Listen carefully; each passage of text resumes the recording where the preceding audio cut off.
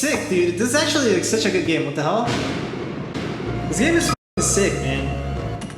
This game is so good, by the way. Like, I don't know if you guys understand just how good this game is.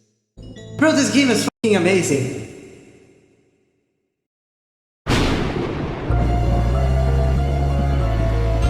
Welcome to the Ultimate Five Nights at Fredbear's 3 guide.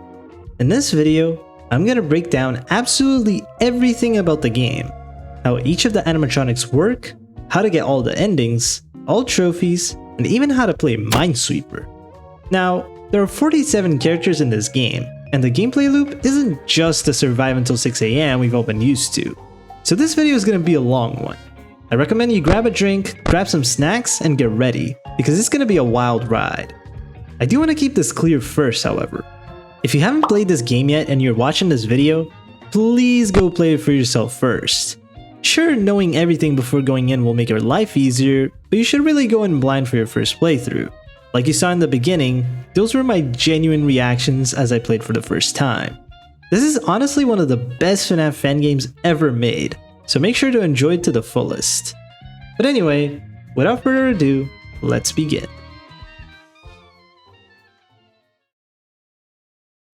When you first boot up the game, you're met with, you guessed it, the menu screen. You really don't have much to do here at first. You can mess with the settings to adjust game volume, window size, and there's even a jump scare toggle for the faint of heart. But aside from that, the only thing you can really do is hit new game. Here, the game gives you 3 difficulty options. Easy, where you play as Jeremy, normal, where you play as Mike Schmid, and hard, where you play as Vanessa. Yeah, she got me on hard mode if you know what I'm saying.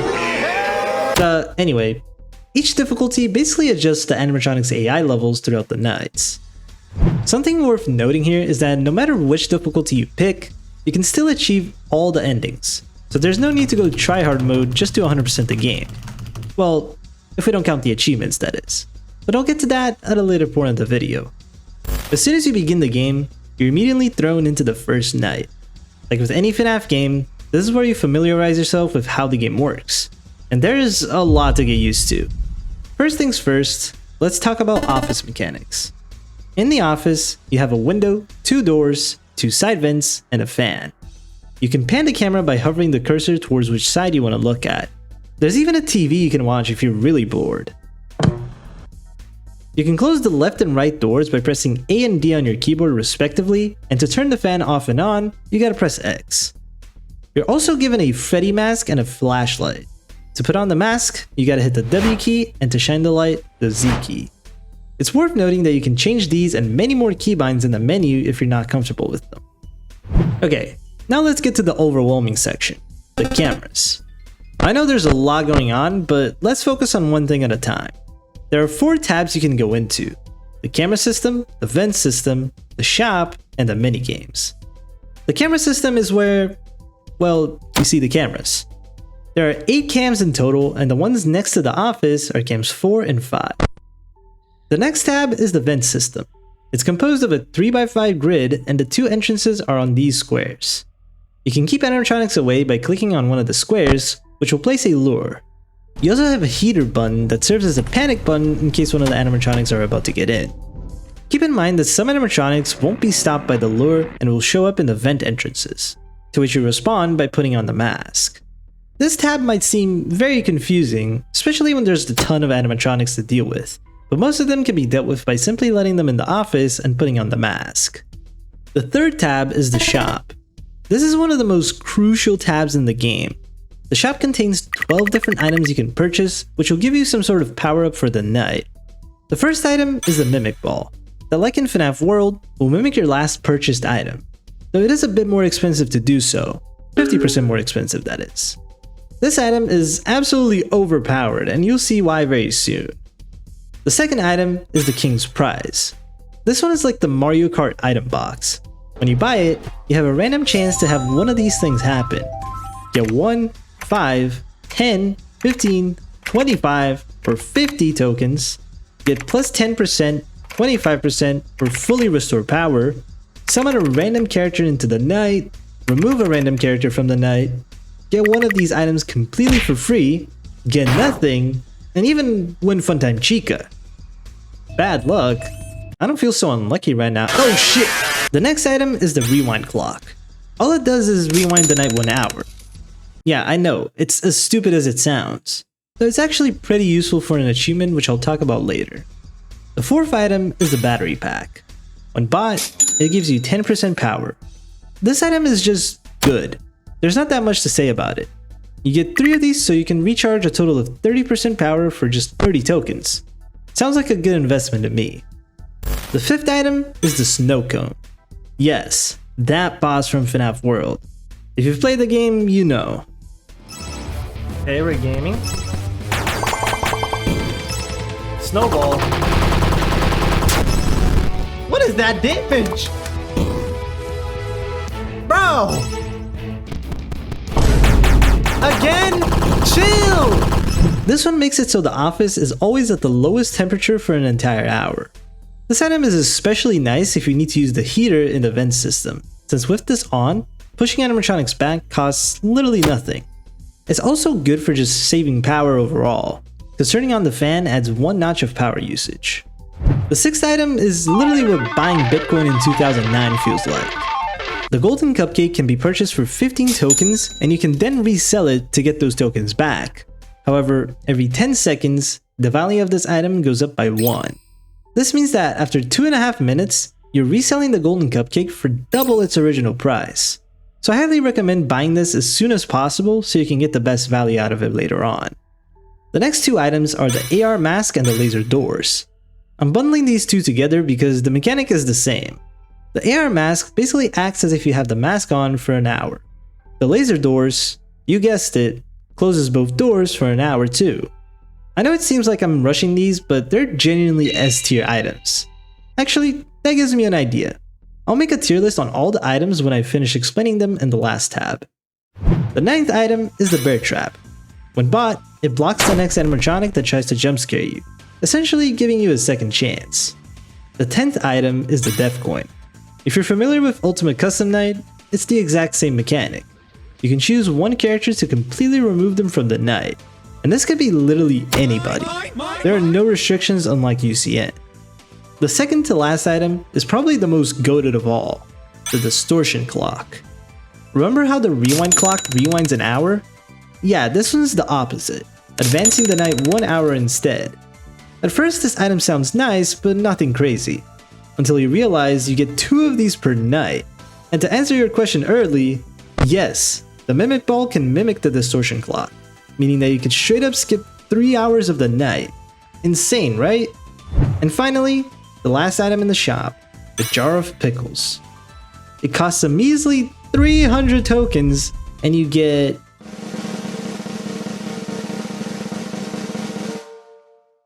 +1 happiness. What? You wanted something more? Jokes aside, this item is kind of a meme. However, if you do manage to buy it, you unlock the first of 47 total trophies in the game, the True Happiness Trophy. Yeah, this game has a lot of achievements, so the ones you accidentally stumble upon, I'll make sure to mention. Now, all these items are cool and all, but you start the night with 0 tokens, so how do you earn them? Well, that's when the last tab comes in, the Games tab. You get 1 token by closing off an animatronic or successfully tricking someone with a mask, but the fastest way to get tokens is by playing minigames. At first, you only have Fredsweeper and Air Adventure unlocked. Fredsweeper is, as you could probably guess, Minesweeper, but it's Freddy. It's an 8x10 field, and to begin playing, click any of the 80 squares. At the top, it shows the amount of tiles that arm bombs. If you've never played Minesweeper before, the basic idea of the game is to reveal all the squares without clicking on a tile containing a bomb. However, doing that isn't so simple, so I'm gonna ask for the help of myself to explain it. What's up everybody? This is Live Luffuu here. Long time no see. I think last time was during the Ultimate CCR guide, which is over a year ago at this point. Crazy how time flies. But anyway, today I'm here to teach you guys how to play Fredsweeper, which is literally just Minesweeper. There's nothing special to it. It's just Minesweeper. But if you don't know how to play Minesweeper, then I'm here to teach the basics. I'm not gonna go over like the crazy like advanced stuff in Minesweeper. There's definitely like a lot of tips and tricks that you can use. However, I don't really know how to teach you that because I don't know them myself. I only really know like the most basic stuff. You know, the stuff that will get you through Minesweeper relatively fast. So basically, when you begin the game, you have all these tiles here. They are completely covered. You can't see anything. To begin the game, you simply click one of these tiles and it will reveal a lot. So right here, you can see there's a lot of blank spaces. These are spaces you shouldn't really care about. There's nothing on them. But then here, you can see numbered squares. And basically, these numbers are saying how many bombs are around the square. So for an example, this one here, around the one, so like these 9 squares around the one, there's 1 bomb around it. And all these blank squares, they don't have anything, but this square is covered. So if you analyze the squares around the one, only this square is not revealed. So then we can safely say this is a bomb. If you press right click, you can mark squares that you think are bombs. And I'm pretty sure if you click it, yeah, if you click it, it won't reveal it and you won't lose the game. So it's good to mark squares to be safe. But once you get really good, you can even like just do things without marking any squares. Just kind of like, you're just gonna know. So yeah, we place a bomb, a marker here because we know this is a bomb. And the 2s, they're the same thing. You know, around the 2, we have 2 bombs instead of 1. That's basically what the numbers mean. So if you see a 3, then that means there are 3 bombs on the 9 squares around the center square. It's fairly simple, but it can get complicated. So let me just go over the beginning here. These 4 tiles that are not revealed. So here we have a 2. We look, scan through the 9 squares. There's only 1 bomb that we don't know of that is around here. And that can only be this square, because it's really the only square. The other ones are blank. So now we look at this 2 up here. Around this 2, we only have 1 square that we haven't revealed yet. If we look and analyze, we already have 2 bombs that we know of that are around this 2, which means this square can't possibly be a bomb. So we click the square, reveal it, and as you can see, it is not a bomb. It actually shows another 2. The first trick that I want to teach is like looking for the ones that are adjacent to only 1 square. For an example, this one right here. All these squares around this one are already revealed. This is the only square you haven't revealed. So we know there's only 1 bomb, which means this is guaranteed a bomb, right? It's super simple. Like this is something that like you bat an eye on and immediately you already know this is a bomb. And you should start by these easy squares. Like this is like the most easy like way to find out a bomb is just by looking if there's a 1 that's like diagonally towards like a single square that you haven't revealed. Like super easy to know that this is a bomb. So then you look at the other squares here, they're also 1s, and like all these squares here, they are adjacent to this 1 bomb that we found. So it's very easy. You just reveal everything around this bomb. Like you see like another 1, it's adjacent to this bomb, so we know that anything around it is not going to be a bomb. So we can reveal all this, and now we have a 2. Looking at this, we have a bomb here, so there's only 1 bomb around this square that we don't know of, and we have 3 possibilities here. So we can't really deduce, right? We can't really deduce which one of these squares is a bomb, but we can if you look at other squares. For an example, this one here, we know that there's a bomb here, so all the other squares adjacent to it are going to be free. So this is free, and it actually revealed a bunch. Like this is something that happens in Minesweeper. Sometimes you click on a square and it's going to reveal a bunch of other squares. Very nice, saves a lot of time. Here we know it's a bomb because you look at this 2 or this 1 here, and you know that this is a bomb. It's very easy to see. Over here as well, 2 bombs around this 2. There are only 2 squares, so this can only be a bomb. Reveal this square. I think you can already get the gist of it. Like look, I'm looking at the the ones that are only connected to a single tile, we know these are bombs. Very simple. Look at the 2, look at the squares around it. We already know the 2 bombs that are next to this 2, so all the other squares are free, which is this one. Here, the same thing. Like, it kind of just creates this like snowball effect. The more like squares that you know as a bomb, right? So for this 2, we already know which bombs are in which squares, so these are free. And it just keeps going. Like, each square that you reveal, you keep like finding out more info. And then you just start looking at the 1s again, and we start revealing 2. We already know which bombs are around the 2. And just like that, we've cleared the Minesweeper. Now, I do want to talk about some more advanced stuff. For an example, right here, this is like basic types of patterns is how they call it. But basically, there are patterns in Minesweeper that like you wouldn't really like know by just playing the game. I mean, obviously you can by just logic, but if you study these patterns, then you can just easily like look at it and see that there's a pattern there and just act accordingly. But the first pattern here is obviously, I've already explained this, but with this 3, it's kind of easier to see. If the number of unrevealed squares is the same as the number of the square that you're looking at the center square, which is this 3 in this case, then we know that all of these are bombs. And that's pretty much what I explained with the 1, but with the 3 it's like more extreme here because you immediately just know 3 bombs, 3 squares that have bombs. And also, there is the 1-2 pattern, which basically, if you see a 1-2 pattern, the next square is guaranteed going to be a bomb. I mean, you can also look at this, like, these patterns are really like only in extreme situations, like you really can't figure it out with the basic stuff. But in this case you can, because if you look at this 2, there are only 2 tiles here, so you know, it's like this one right here, you know that this is a bomb as well. It's very simple to know. I'm gonna see if I can get another type of pattern here, and here it is. Okay, so this is the 1-2-1 pattern. This is also very useful. This is honestly my favorite pattern because it reveals a lot. If you see the pattern 1-2-1, whether it's horizontal or vertical, then you know that the bombs are diagonal to that 2. Does that make sense? So like the squares adjacent to this 2. So like if we didn't have all of this revealed, then the squares like directly adjacent to this 2, so like kind of forming like a cross like this, they are not going to be bombs, right? Which means that this square is free, but these 2 are not.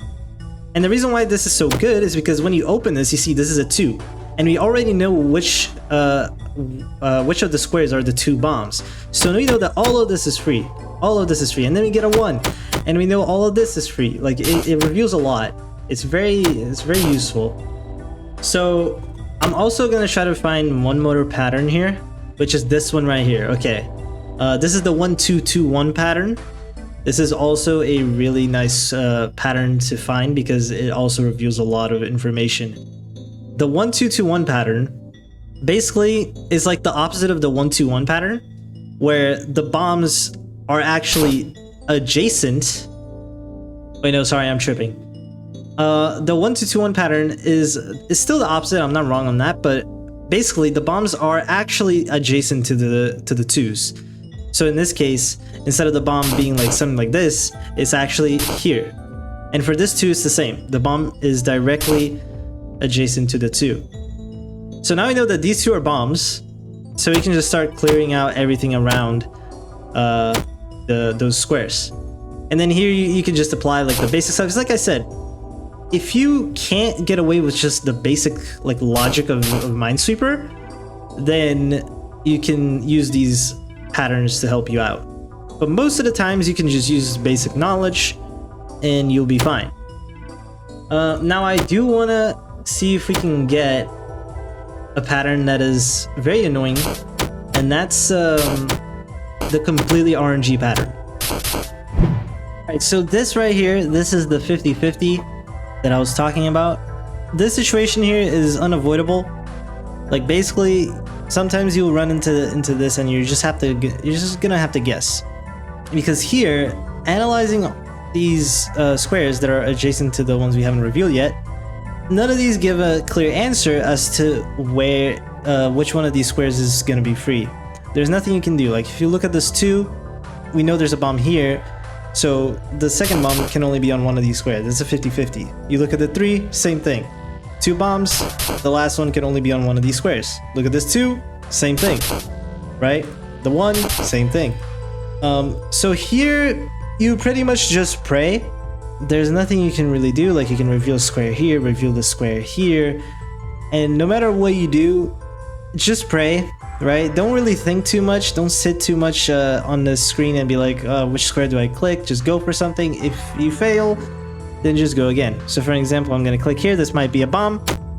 It wasn't a bomb. But now this reveals that this is actually the bomb here, and this is free.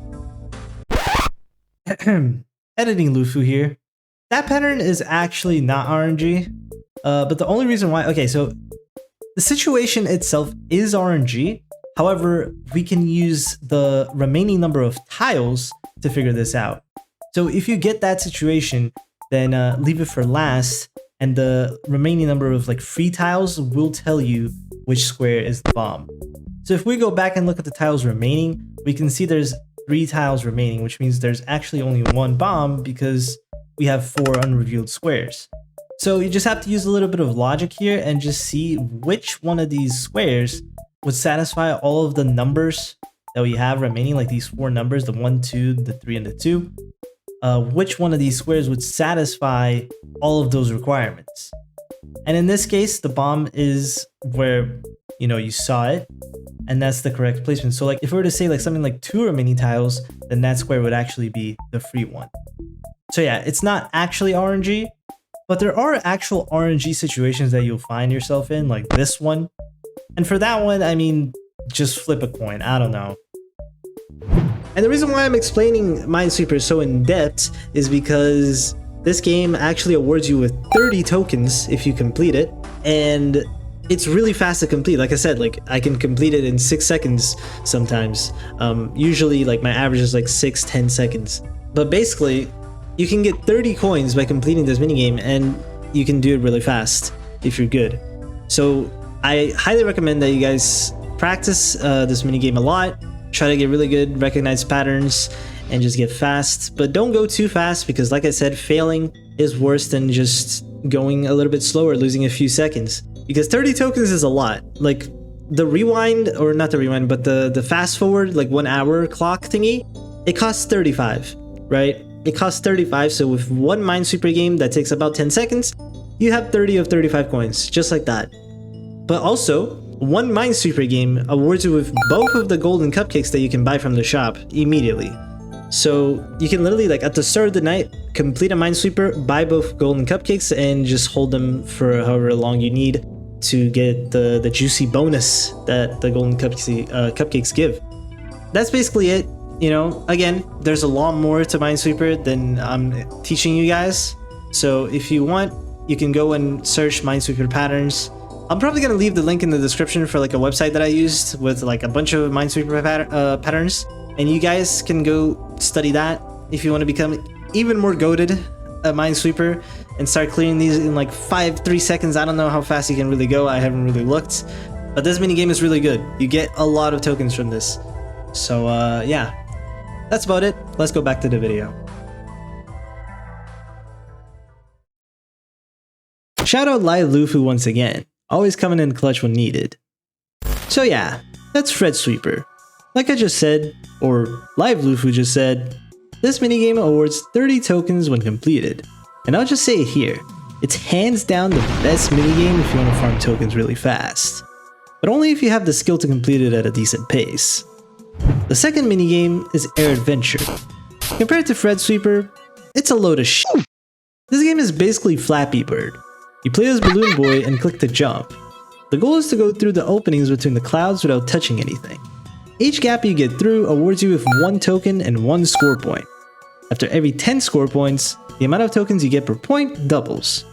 Unfortunately, this minigame is absolute garbage. It's way easier to fail and simply too slow for a token farm. Not to mention, you're playing these minigames during the night.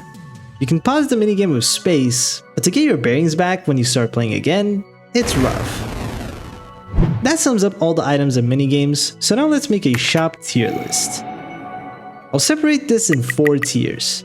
The God tier, which are the items you'll be buying every night.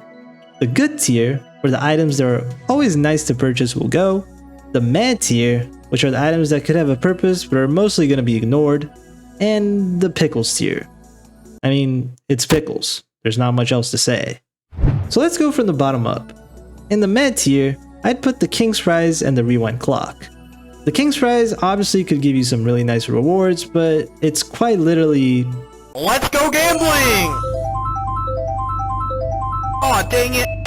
A fun fact actually is that if you get Funtime Chica, you can actually prevent yourself from getting jump scared if you def coin her really quickly. And this is actually our second trophy of this video, the Think fast, Chuckle Nuts! achievement. Anyway, the Rewind Clock is also in this tier because it's mostly bad, unless you're trying to go for a specific achievement in the game, where you gotta sell a golden cupcake for at least 40 more tokens than the amount you bought it for. The cupcake costs 15 tokens, so you need to resell it for 55 tokens before the night ends. Since every 10 seconds the cupcake's value goes up by 1, that means it'll take 400 seconds, or 6 minutes and 40 seconds, for it to get to 55. So you're gonna have to buy at least one of these if you want to unlock this achievement. Aside from that though, it's mid. In the Good tier is where the Battery Pack, Snow Cone, Golden Cupcake, and Bear Trap are placed. I'm not even gonna explain these one by one because there's not much to be said. Like the tier name says, they're simply good items you can always buy if you have tokens to spare. The Golden Cupcake is borderline God tier though, since there's almost no reason you shouldn't buy these as soon as you complete your first Fredsweeper. But the reason why I'm placing it here is because if you end up forgetting them, it doesn't really matter that much. If you want to get filthy rich, however, then they are pretty much essential. And finally, in the God tier, we have the 4 remaining items: AR Mask, Laser Doors, Distortion Clock, and Mimic Ball. It's safe to say these items you'll be buying literally every night. Don't feel like dealing with any animatronics or you need a breather to play Fredsweeper? Just buy the mask and the laser doors and you don't have to do anything. Are you sick of sitting in that creaky office chair playing Fredsweeper all night? Don't worry, just skip literally half of the night by buying 2 distortion clocks and mimicking the 3rd. These items are absolutely insane and are definitely the ones I use the most. And that concludes the basics of the game. I know it's a lot to take in, but with enough time in the game, it'll become second nature.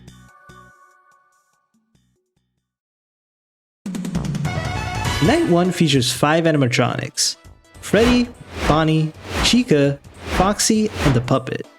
Freddy starts at the main stage in Camp 1 and will work his way towards either one of the hallways. Every time he moves around, he makes a laughing noise, like FNAF 1. You can also visually see him in the cameras to keep better track. Once Freddy reaches one of the hallways, his next laugh will mean he's outside of the door.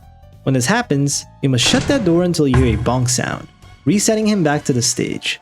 Thankfully, you don't need to keep track of how many laughs Freddy's made.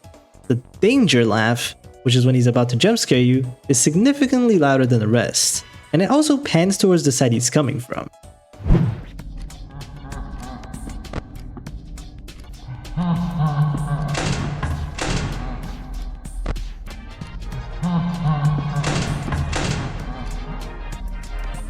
So once you hear that, you can close the corresponding door. Bonnie and Chica are pretty much one-to-one copies of their FNAF 1 counterparts. They both start in the main stage with Freddy and will move down to one of the hallways. Bonnie taking the left side and Chica taking the right. Once either of them reach the door, their eyes will appear in the office and a ramping sound effect is played.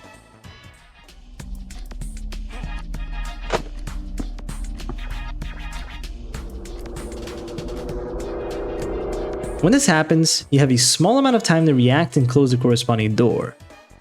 Foxy, like Bonnie and Chica, is also very similar to the FNAF 1 version. He begins in Camp 3 inside Pirate's Cove, and will slowly make his way out. You can slow down his progress by watching this camera. Once he's out, he'll run from the left hallway towards the office, and your goal is to shut the door before getting jump scared. Once Foxy hits the door, you'll take 1% power, and subsequent attacks will take more and more up to 5%. Lastly, the Puppet. She can be found in Camp 6, and like FNAF 2, you have a music box that slowly winds down. When the box is running low, a warning symbol will appear on the bottom of the screen and on the Camp 6 button. If the box winds down fully, you get jump scared. To prevent this from happening, all you have to do is hit the reset music button above the camera. It's actually that simple. You don't have to hold the button or anything, just boop, there you go. Those are the characters coming after you on this night. No matter which night guard you chose here, this night is still really easy. You barely get attacked by anyone, and all you're really doing is just listening to phone guy yapping for a long ass time. So the best strategy here is to mute call. Nah, I'm kidding. So the best strategy here is to just spam Fredsweeper and farm as many tokens as you can. But wait, don't spend it on skipping the night. When you complete your shift, you actually get a performance bonus depending on how many tokens you had left and how much power remaining before 6 AM. Every 10 tokens or 10% power give you $1 extra you get to spend on the next section, the post-night segment.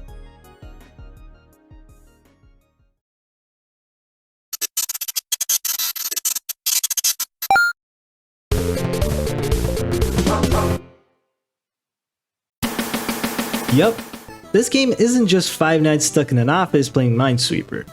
Every night, you're thrown into a 2D, 3D world where you can interact with the animatronics, some objects, etc. It's very similar to something like Danganronpa when you're allowed to walk around the place. During this section, your goal is to salvage animatronics and reach the quota. Which quota? The quota that this little dude gave us. In this location, there are 7 animatronics you can salvage and bring to the next night. Wither Freddy, Wither Chica, Wither Bonnie, Wither Foxy, Endo, Golden Freddy, and Springtrap. Depending on which night guard you chose, the amount of animatronics you gotta salvage varies. As Jeremy, the quota is only 1 animatronic. As Mike, it's 2. And as Vanessa, 3. Let's begin with the easiest and end with the hardest animatronic. Golden Freddy has a chance to appear in the office every time you flip down the camera. When there, you have to quickly put on the mask before getting jump scared. Wither Chica begins in the vent system and will move towards one of the 2 vent entrances. You can use the audio alert to slow her down, but eventually she'll reach the office. Once there, she'll make a sound cue, meaning you should put on the mask. Does somebody need a hug? My sensors aren't what they used to be. Does somebody need a hug?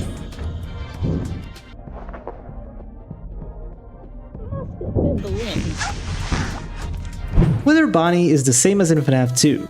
When he appears in the office, quickly put the mask on or else you get jump scared. That's literally it. Also, he speaks Spanish, I guess? ¿Quién anda ahí? Wither Foxy will appear outside the front window. Once he shows up, you gotta shine your light on him until he leaves. Make sure to hold the button though, because unlike his FNAF 2 counterpart, spamming the light is way less effective. Springtrap begins in the parts and service room, initially deactivated. When he disappears from that camera, you'll begin moving towards your office. All you have to do to keep him at bay is shine your light at him. This will push him back 1 camera until he goes back to parts and service. It's worth noting that when Springtrap moves, the sound cue is played.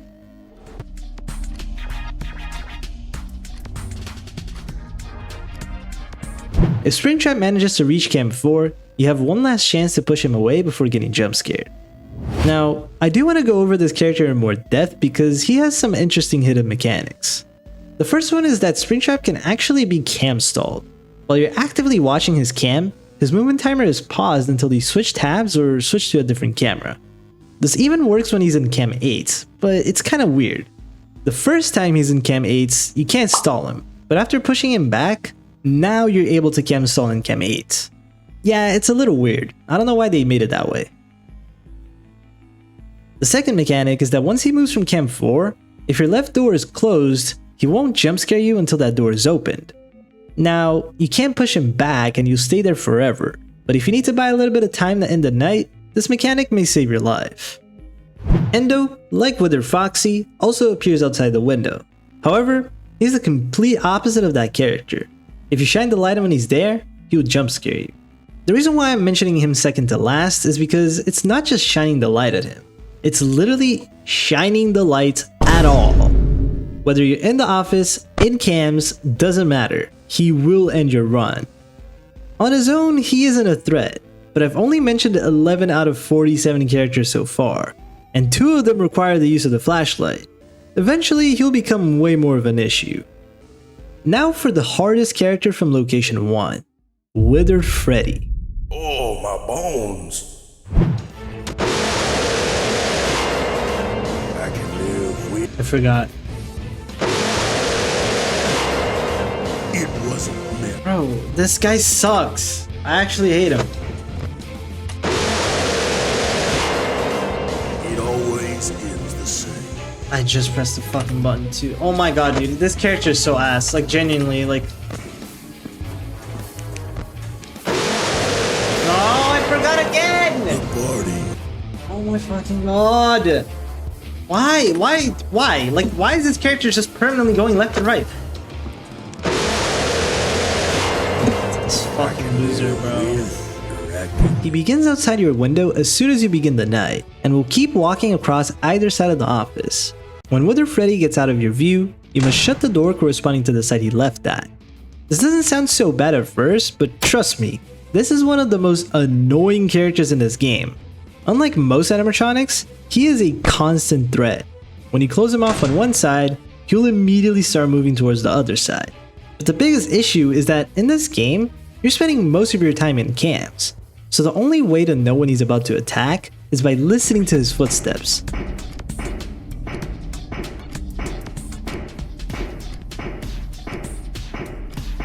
When the footsteps stop, you shut the door. But man, is it so annoying to keep track of, especially when you have a bunch of other animatronics to worry about. If you still don't believe me when I say this guy freaking sucks, there should be more than enough proof.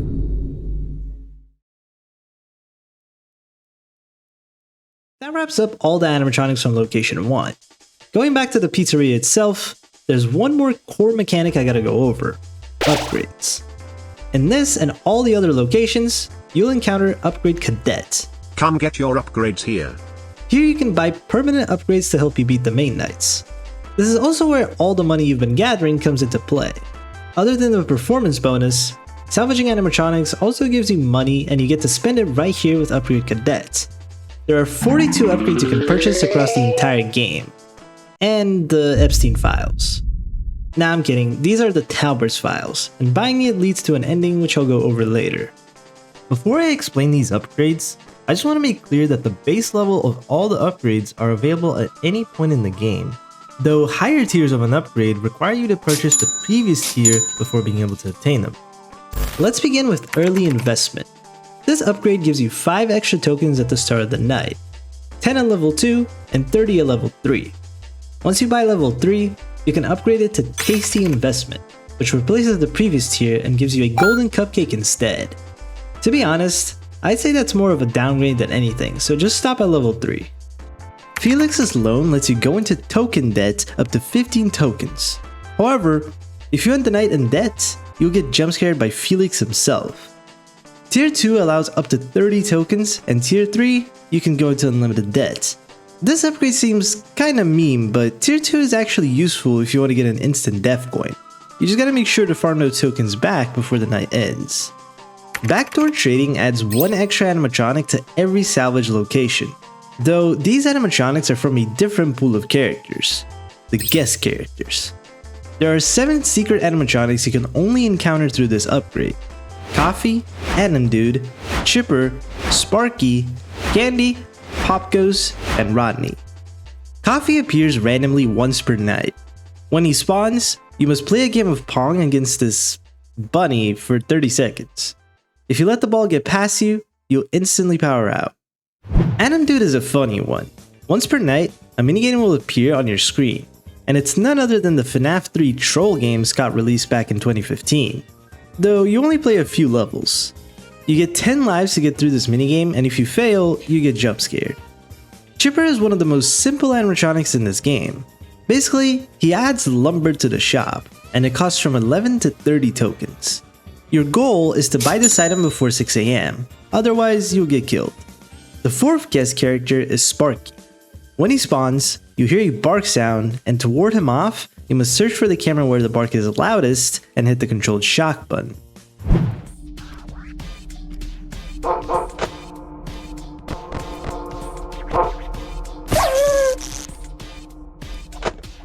When Sparky's active, switching cameras will shorten his kill time and more. but the base kill timer is pretty long, so you have plenty of time to finish whatever you're doing before trying to find them. This next character I'm sure you're very acquainted with. It's none other than Candy from the hit FNAF fan game Five Nights at Candy's. Wait, that's not it. Candy will appear on that TV I mentioned earlier, and the timer will start ticking down. When this timer hits 0, you cannot be caught without the mask. This looks a bit familiar, doesn't it? The second to last extra character is Popgoes. He begins in cam 1 initially turned off. After a while, he'll activate and show a text bubble with a camera number. This means he'll move into that camera and try to use this printer right here. To stop him from doing so, all you have to do is hit the controlled shock button and send him back to cam 1. Popgoes can only move to the 4 cameras adjacent to the stage: cam 8, cam 7, cam 2, and cam 3. If you fail to shock him in time, you get jump scared. And finally, the last character. Oh boy, it's Rodney. Who the f are you? What do you want from me? I lose -1 for this. Just ignore him. Okay.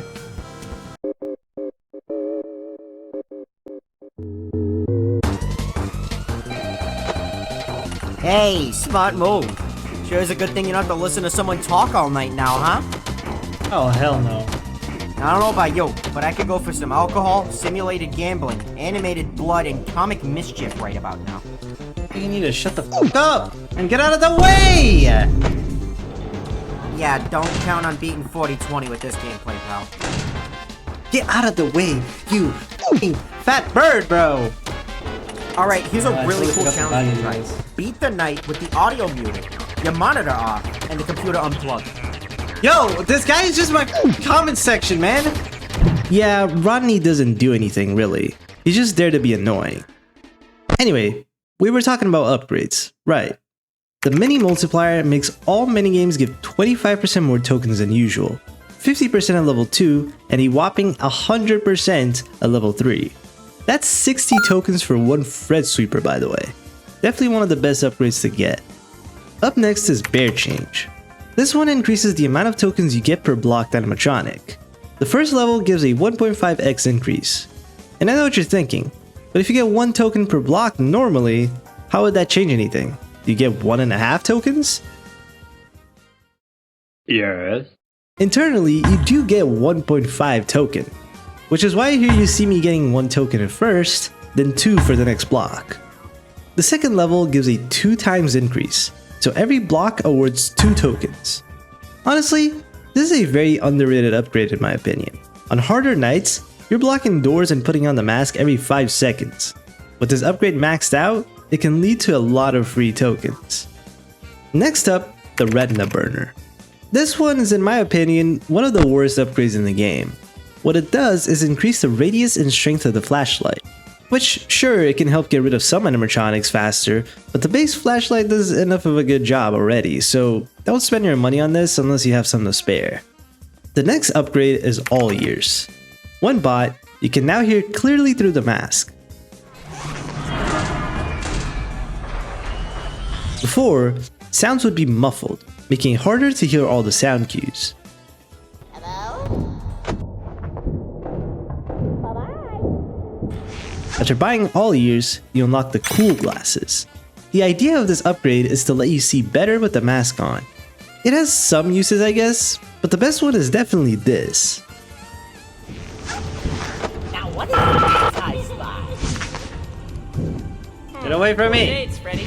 Thank you. Power AC allows your temperature to go below 0. The first tier makes it go 50% below, while the second allows it to go down to 100%. That's an entire extra bar of temperature. If you combine this with the snow cone item, you can definitely rule out the use of the fan.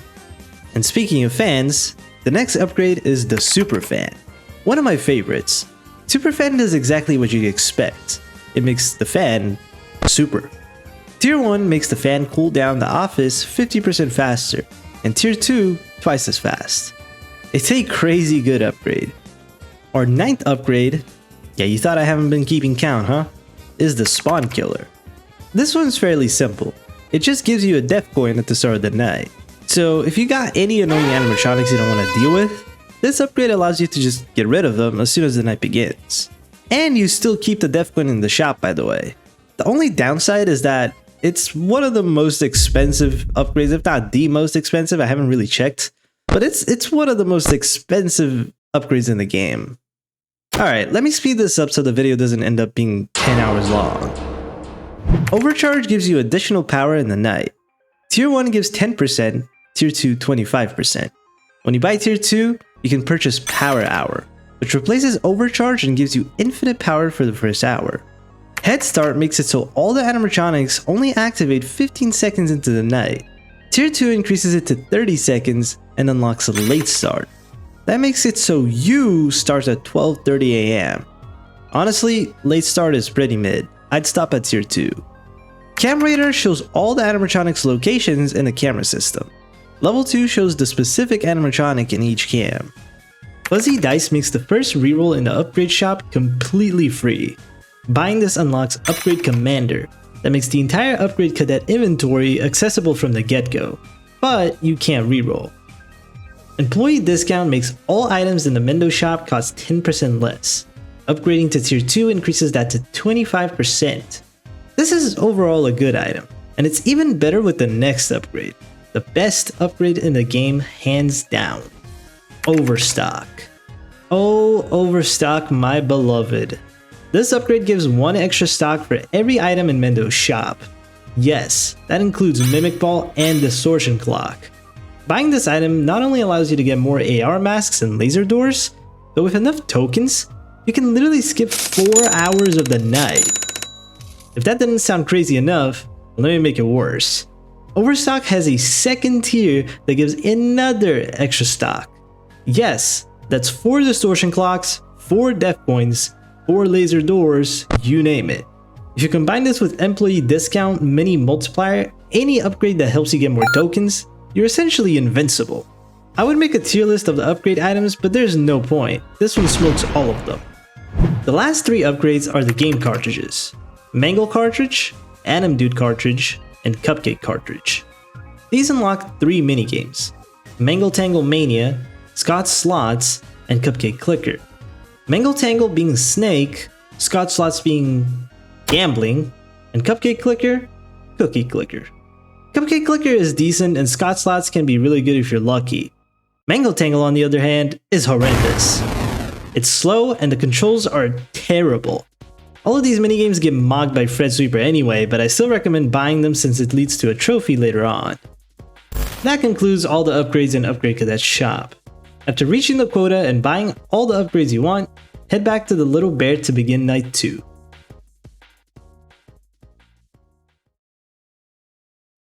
Night 2 introduces you to Balloon Boy. Hello?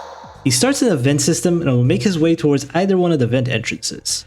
The audio lure has no effect on him, so the only way to fend him off is with the mask.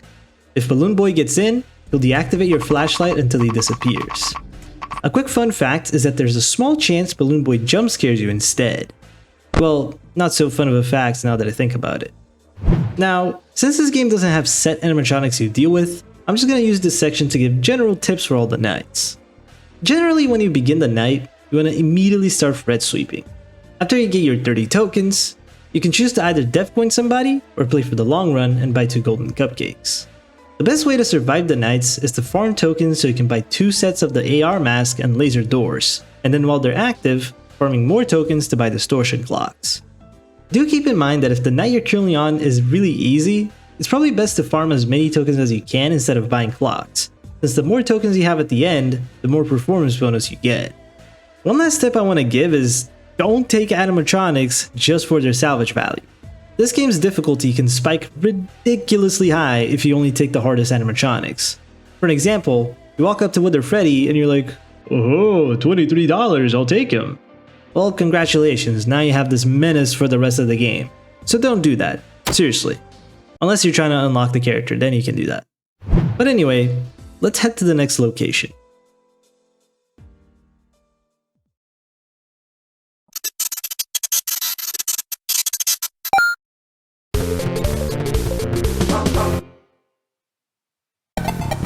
The second location is none other than the FNAF 2 Pizzeria.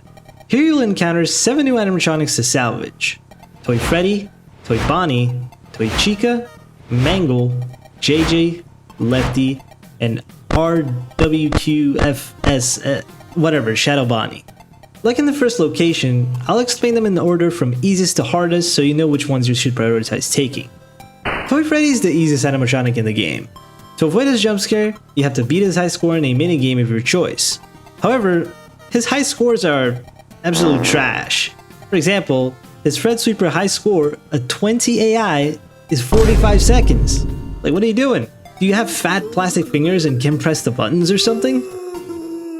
JJ is basically Balloon Boy, except if she gets in, you won't be able to use the doors until she disappears. Basically the exact same as UCN. It's pretty difficult to miss her though, so she's hardly a threat. Toy Bonnie is also a vent animatronic, but a little more dangerous. If you get caught without the mask, you'll get jump scared. Unlike BB and JJ, you can use the lure to keep him at bay.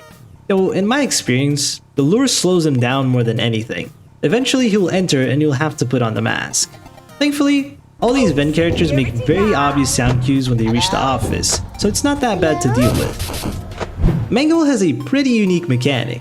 When you begin the night, you'll notice a sticky note with a camera number. This is pointing to the camera Mangle's in.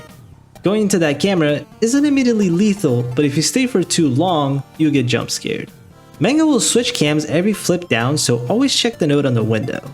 This sounds like a super easy character to deal with, but the reason why I'm putting them into the more difficult tier is because the amount of time you stare at her is cumulative. Let's take 20 AI for example. If you stare at Mangle for 1 second, you get killed. But if you stare for half a second, then half a second after, you get killed way faster. And you're sharing this 1 second for the entire 6-minute night. Luckily, Mangle can't spawn in the camera you're currently on, so you should always keep your cam on Puppet to avoid looking at her. Toy Chica sends her cupcake into the office when you flip down the camera. To avoid her, you have to click the cupcake quickly before getting jump scared. This death timer can vary from 15 to 5 seconds, and it'll tick down twice as fast if you have the camera open. The cupcake can be pretty sneaky, so here's all the spots it can spawn in. Up next is Lefty, which is most people's worst nightmare, but I'm gonna show you she's actually not that bad. Lefty shares the vents with everyone else, though her mechanic is completely different.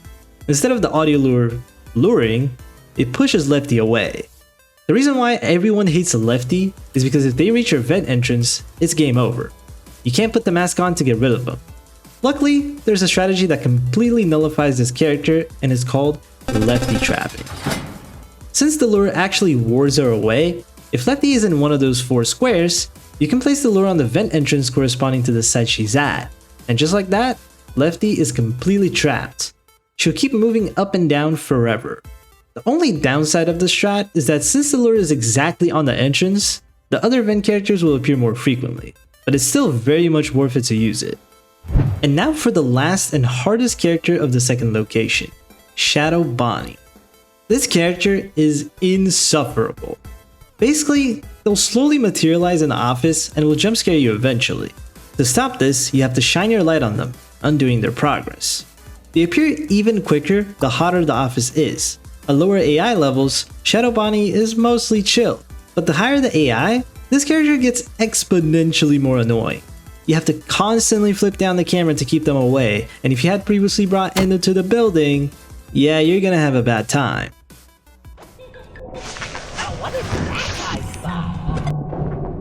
Like, am I just dead? I'm just dead. I'm simply just dead. What do? Endo is on the window, man. You want me to shine the lights? I can't. I literally can't. That wraps up the second location. After you complete night 3, we head to the third location. A frightening one even.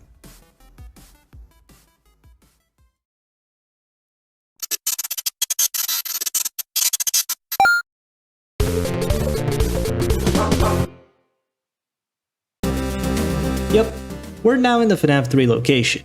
In this place, we've got, you guessed it, 7 animatronics. Those being Helpy, Malhair, the Phantoms, Mr. Hippo, Shadow Freddy, Scrap Baby, and Music Man! I'd say the theme for this area is distraction and annoyance.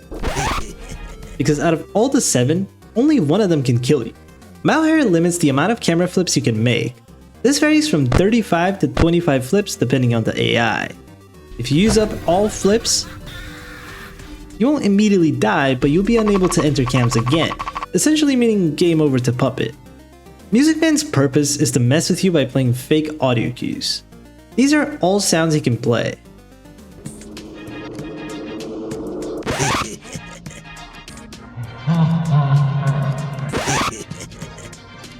Hello?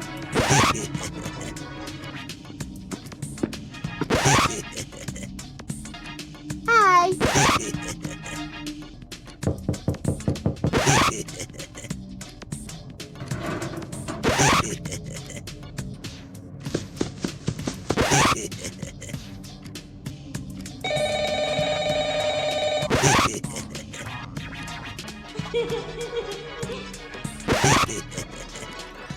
Oh, security guard!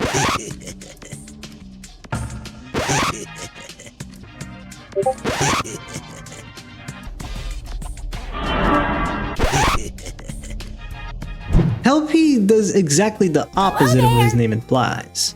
During the night, you'll start getting pop-up ads that block part of your view. You can get rid of them by pressing the X on the top right of the window. This character sounds pretty tame, but this is the most rage-bait animatronic I've ever seen. Just look at this. Look here! Aw, darn it! Why the fuck? Why did it do that? Hello there! Aw, darn it! No! Oh my god. Dude. Mr. Hippo's the last vent animatronic in this game. His main gimmick is not making a voice line when reaching the office. Instead, he makes loud vent noises, and once he gets in, Why, am I glad to see you? You know, I'd actually been thinking about it a lot recently. Specifically magic, because my buddy Orville, he's a magician. And, there's a lot of argument in the world about, the believability of magic, whether or not it can even be a real thing. And for me, magic is strange. I've, heard about all sorts of different things, and all sorts of spiritual, strange subjects, like, pretty sure I've heard something about remnant being uttered here and there. But that's here nor there. I don't really understand any of that. What I do understand is card games. And the card games have been getting really popular recently. For example, it's something to do with magic, I believe. But I've been seeing some of the kids' older brothers and sisters playing it in the big kids section of the restaurant.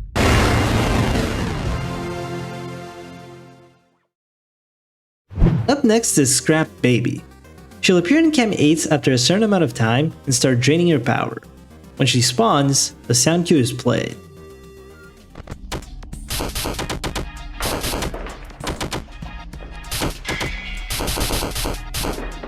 As soon as she shows up, you won't immediately lose power, only after the warning icon appears next to the usage meter. To get rid of her, hit a controlled shock on her camera. Oh yeah, by the way, the reason why she's lethal is because if you power out with her active,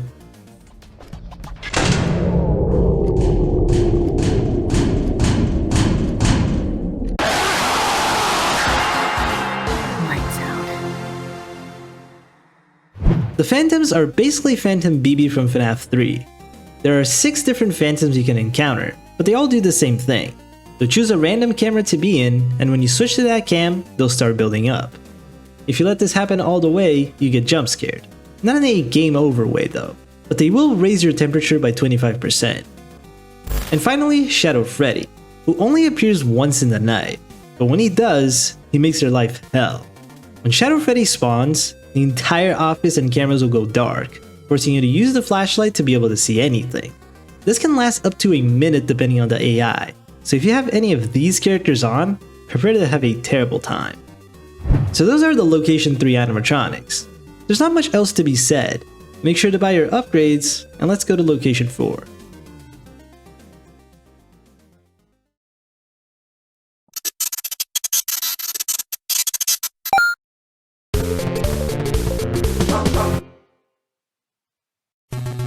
At last, we've reached the final location in the game, and as expected, it's FNAF 4 themed.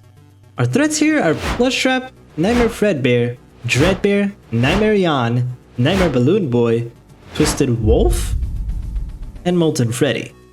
Contrary to the last location, everyone here is very much lethal. this place probably has the most dangerous animatronics out of every location so far. Nightmarion, I'd say, is the easiest character in location 4. He'll appear in front of one of your doors, and all you have to do is not look towards him. When he's active, he'll constantly make the nightmare jump scare sound, and if you're looking at him, the sound will get louder. Nightmare BB will sometimes appear in the cameras. When he does, you have to smack the shit out of him until he goes away. Honestly, this is a dream come true. If you've watched my UCN videos, you know how much I hate this guy. Dreadbear is just really hungry. If you pan the camera left and right, you'll notice some very familiar bowls with candy in them. After a while, Dreadbear will show up outside the window asking for food. To get rid of him, you gotta look at which candy he's asking for and drag it into his mouth. If you take too long, let's just say you'll be his third food option. Molten Freddy is yet another door character like Bonnie and Chica. The only real difference here is that when he starts approaching the door, you can't just close it and he'll immediately bonk. He bonks after a predetermined amount of time.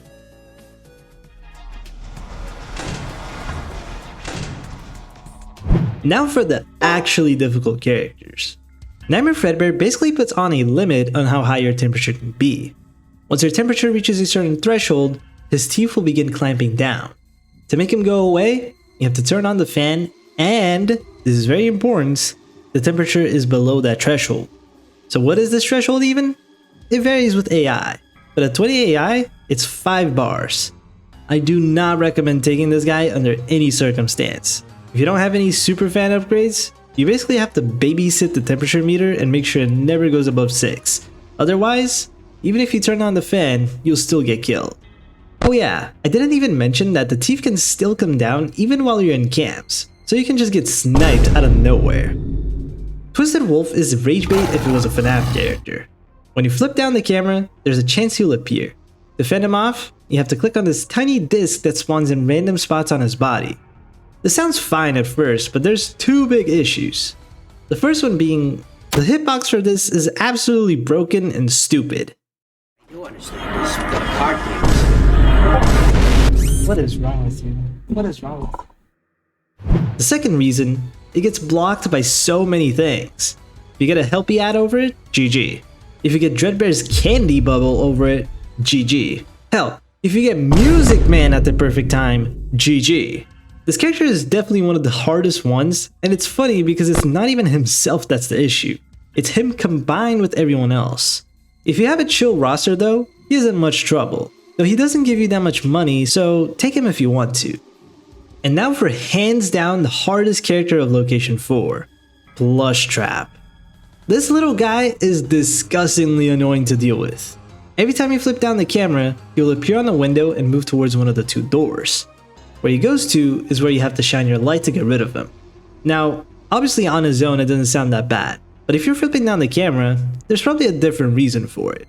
Whether it's to put on the mask for a vent animatronic, get rid of Wither Foxy, and so on. You're never thinking about Plush Trap. So he'll quickly disappear from the window and you'll have no idea where he is. And if you're thinking, well, just shine the light on both doors, the developers thought about that. If you light up the wrong door, you instantly get jump scared. There is one trick to ward off Plush Trap even if you don't know where he is. Basically, if you close one of the doors and shine the light on the other, you're either getting rid of him or not getting jump scared because Plush Trap's door is closed, so you can keep the strat in mind if you need it. Before we wrap this up, I want to mention an interaction with Twisted Wolf. If Twisted Wolf spawns, Plush Trap will always go to the right door. I assume it's because you can't really see him if you were to go to the left. And that concludes the Location 4 animatronics. After you beat Night 5, which shouldn't be too difficult as long as you don't take any hard characters, congratulations, you've completed the game and achieved the Slacker ending. Like I mentioned at the beginning, there are multiple endings to this game. When you beat the game, it shows endings discovered 1 of 4. The Slacker ending is basically just completing the game without reaching the criteria for any of the other endings, which is why all I really did until now was just explain all the animatronics. To get to the other 3 endings, we'll have to dig a little deeper and find some secrets. Let's begin with the easiest one, the evil ending.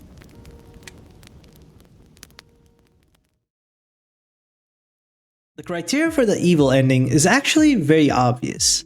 Each location has one secret animatronic, and I've already explained them before. Springtrap, Lefty, Scrap Baby, and Molten Freddy. What I didn't do, however, is explain how you get access to them. Springtrap is in the first location and he's located in a room next to the bathrooms, but there are planks in a way. If you interact with it, your character will mention not being able to get in without a way to break these planks.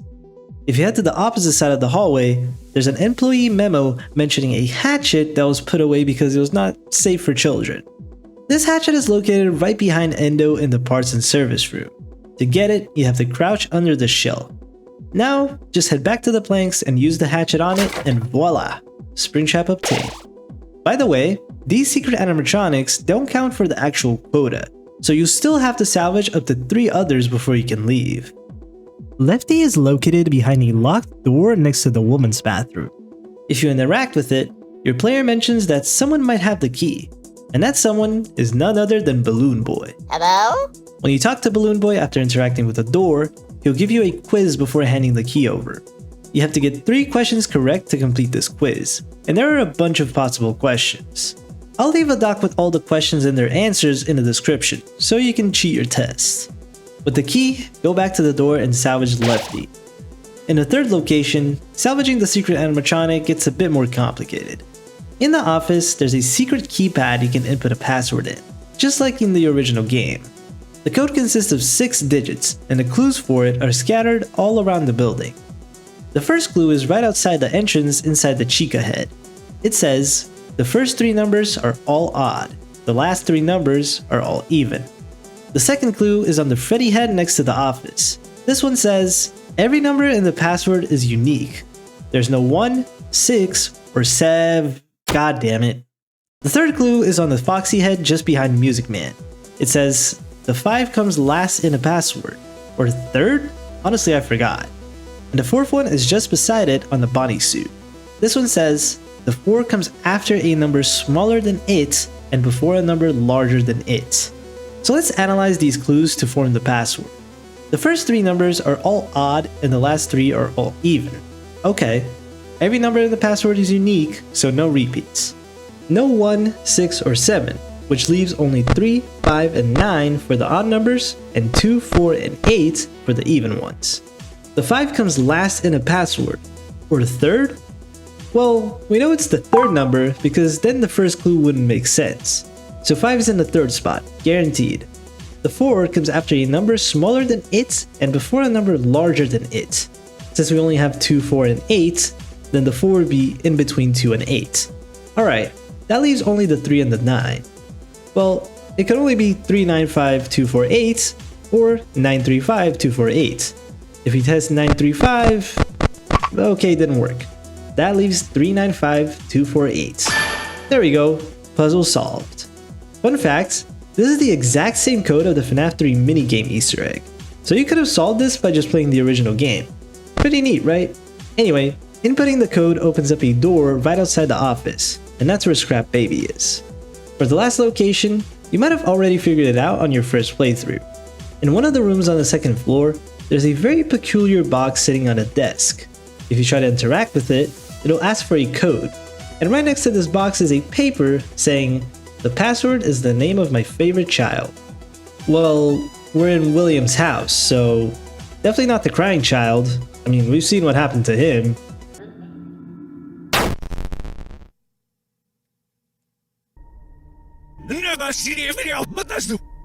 Elizabeth, she got clapped too.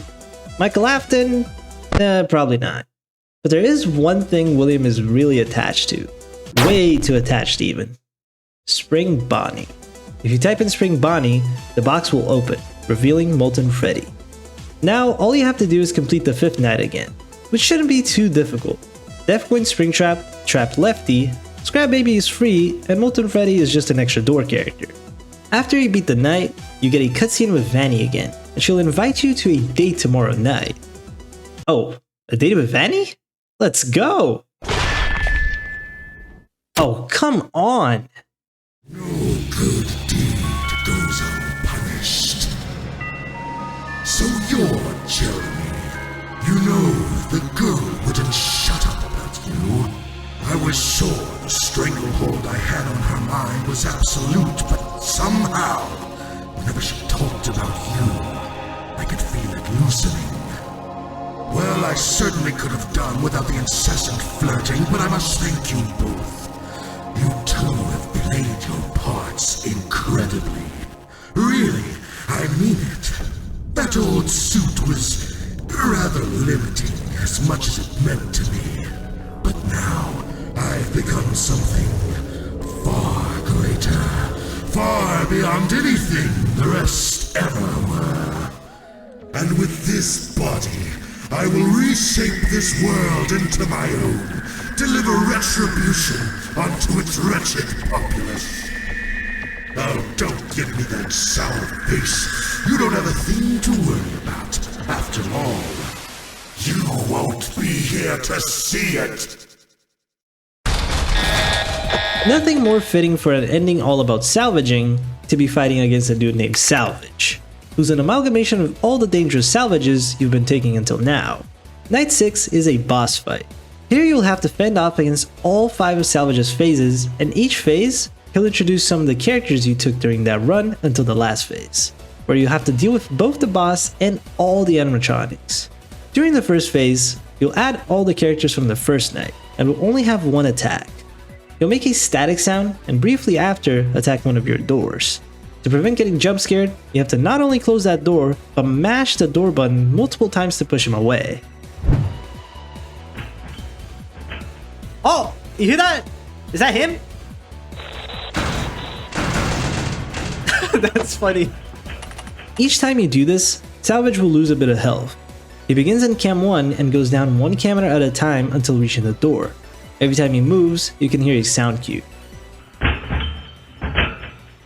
You can actually speed up how fast he reaches your office by shining the light on him in cams. He basically acts as a reverse springtrap. Instead of going backwards, he'll move forwards. Once you get rid of the first bar, he'll go into phase 2, adding more animatronics and getting a new attack. Fighting back. Good. I was worried this would get boring. He's going for the breakers. Shock him at the source. This attack is similar to Scrap Baby. After a certain amount of time, Salvage will move into one of these cams, and shortly after, cause a power outage. If he gets to do this, he'll regenerate his health until you shock the correct camera. Obviously you don't want to let that happen, so you should be constantly on the lookout to see if he left cam 1. If he's not there, then you gotta look for wherever he went. I think he's left. Yeah, he's definitely left. You're quite the stubborn one. You know you're only delaying the inevitable. He's seeping into the vents. Cut him off before he gets to you. When you get to phase 3, Salvage will start attacking from the vents, sending wires towards the entrances. This mechanic is probably the easiest one. When a wire is there, a warning symbol will start flashing on the vent button. All you have to do is click on the eyeball to make it go away.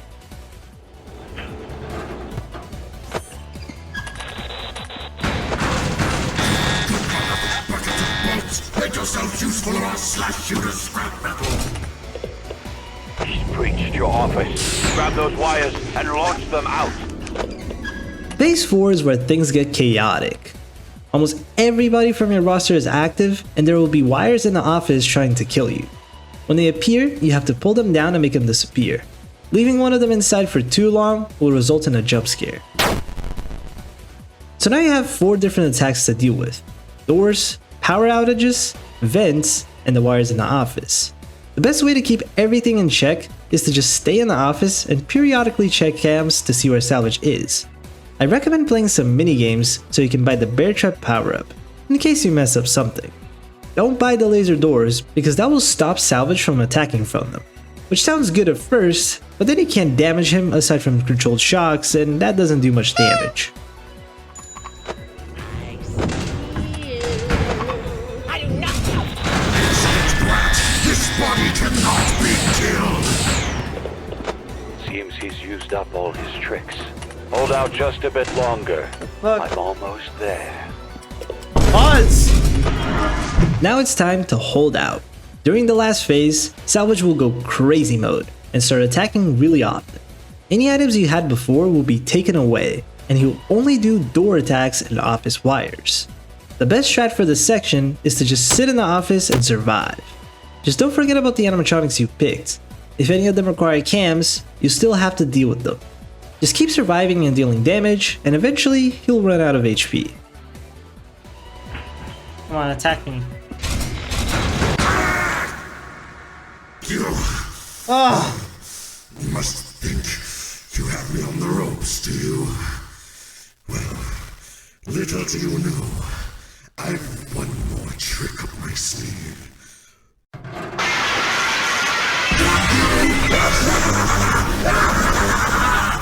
Did you really think you could defeat me? You, the little morsel you are! You are nothing! You've always been nothing! That is how it shall remain! Once I'm through with you here, you'll be forgotten. Not even a footnote in my legacy. When this is all over,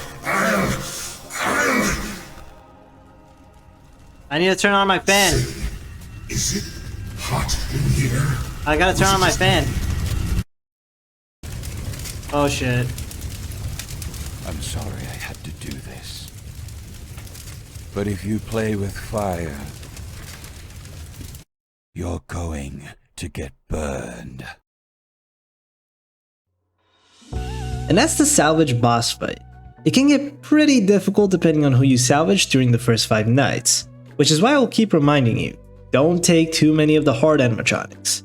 This game can go from a breeze to literally the hardest fan game ever depending on who you take. Before we move on to the next ending, I want to teach you a really funny exploit with this boss fight. I call it the salvage cheese strat. Basically, if you buy the death coin, you can actually use it on the boss. Using a death coin on him will not kill him immediately, but will do an entire phase of damage. If you have overstock, you can buy up to 4 death coins and just obliterate the boss. Now, during the last phase, salvage takes all your items away. However, if you click on all the death coins and then use it on salvage, you completely bypass that and just end the fight immediately. If you're struggling with this boss fight, here you go, you're welcome.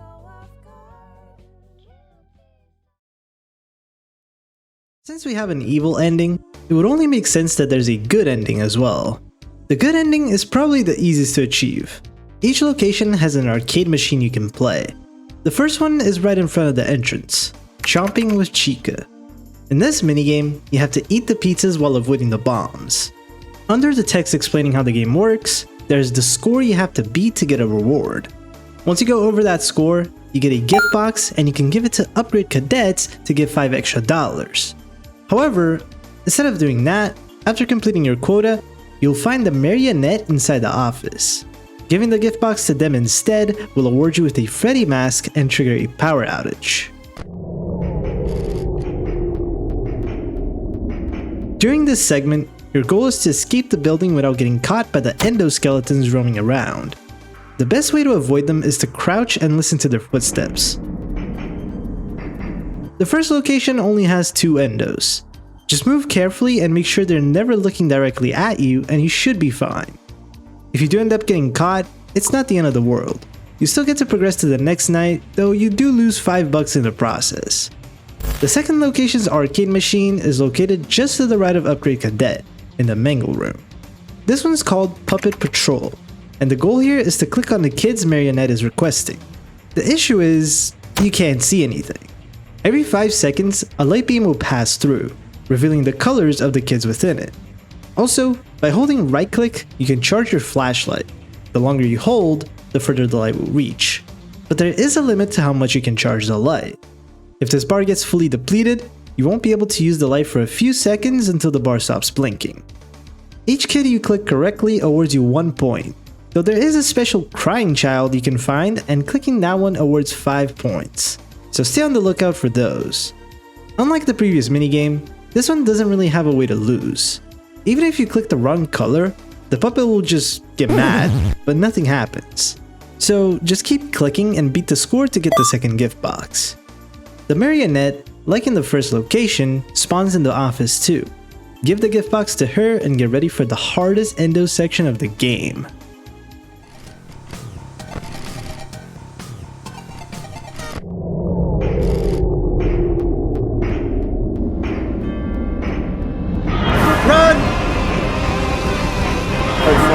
Oh fuck.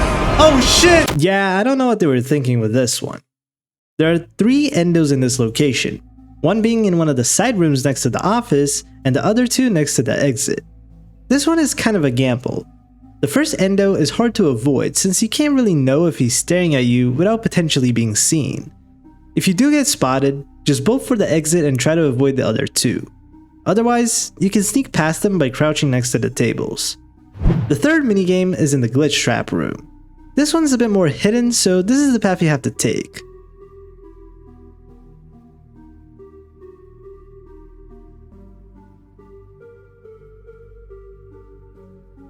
In this room, one of the arcade machines will be playable, and there you can play the worst minigame of all time, hair pairs. In this minigame, you have to match the pairs of cards with the same animatronics in them. There are 6 types of cards: Bonnie, Chica, Foxy, Freddy, Golden Freddy, and Marionette. To match a pair, the 2 cards have to be right next to each other, either horizontally, vertically, or diagonally. Each pair matched will be removed, and the goal is to match every pair until there are no cards left. The issue is that if there aren't any possible matches left, you lose. And I'll be honest, I don't really know how to make this consistent. The best you can do is make as many diagonal matches as possible, since that lines up more horizontal and vertical matches. Aside from that, you can just make matches as fast as possible at the beginning and only start thinking later on when you have 2 or 3 rows of cards left. The score to beat is related to time on this one, which is why I said to just make matches really fast at the start. Once you get to 4 cards remaining, it's impossible to lose, so make the last 2 matches and claim the 3rd gift box. The endo section for this location is probably the easiest one in the game. There's only one endo, and 90% of the time he just gets stuck on a doorway, so he just lets you escape for free. In the last location, the arcade machine is located just upstairs in the first room to the left. This minigame is called Pirate Plunder. The goal is to steal treasure from the Seagoon without getting caught by its tentacles. Holding right click moves you forwards and left click moves you backwards. Once you reach the treasure chest, you gotta hold right click to collect the spoils. However, the more treasure you have on you, the slower you are. To claim your points, you have to make it back to the ship with the gold. Doing this will put you back at 0 gold and give back all your speed. The strategy here is to not be greedy. Take up to 20 gold and go back. Once you hit the high score, go into the FNAF 4 bedroom to meet the Marionette for the final time. When you collect the final mask, you know the drill. Escape the endo and leave the building. There's only one endo here as well, and he wanders on the hallway in front of the entrance. It's really easy to avoid him though, since the bedroom has 2 entrances. Just listen to the footsteps to know which side he's at and exit from the other. After beating Night 5, you'll get a cutscene with Michael Afton. He'll hand you a game console in an attempt to communicate with the spirits inside the animatronics. And so we begin Night 6.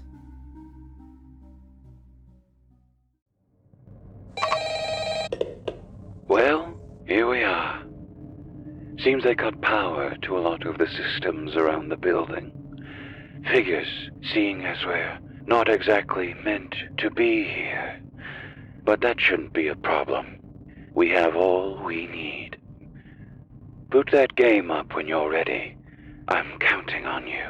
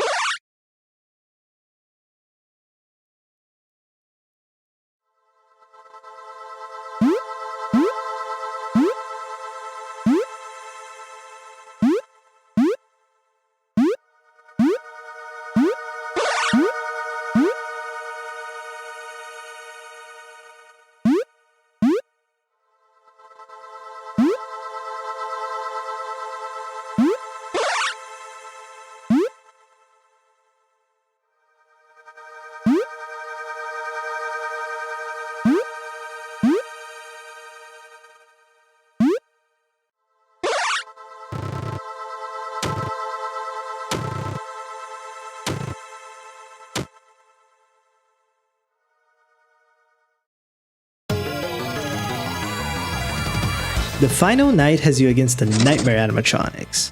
Nightmare Bonnie, Nightmare Chica, Nightmare Freddy, and Nightmare Foxy. During this night, you have to play a platformer game and make it to the end without dying. Now, aside from the animatronics, you also have to worry about your temperature. Well, you always had to, but this time you can't simply turn on the fan to keep it down. It constantly goes up, and every time you die in the game, your temperature will increase. If it reaches 100%, you get jump scared by Nightmare himself. This game you're playing is called Happiest Day. It consists of 5 levels, and each level you clear spawns an animatronic until level 5, when everyone's on at once. The first level is basically a tutorial. No one is active and the level itself is fairly easy. Just keep holding right and jump whenever needed. Keep in mind that every checkpoint you hit or when you finish the level, your temperature gets fully reset. Once you find this little dude with a Freddy mask, you'll advance to the second level, activating Nightmare Freddy.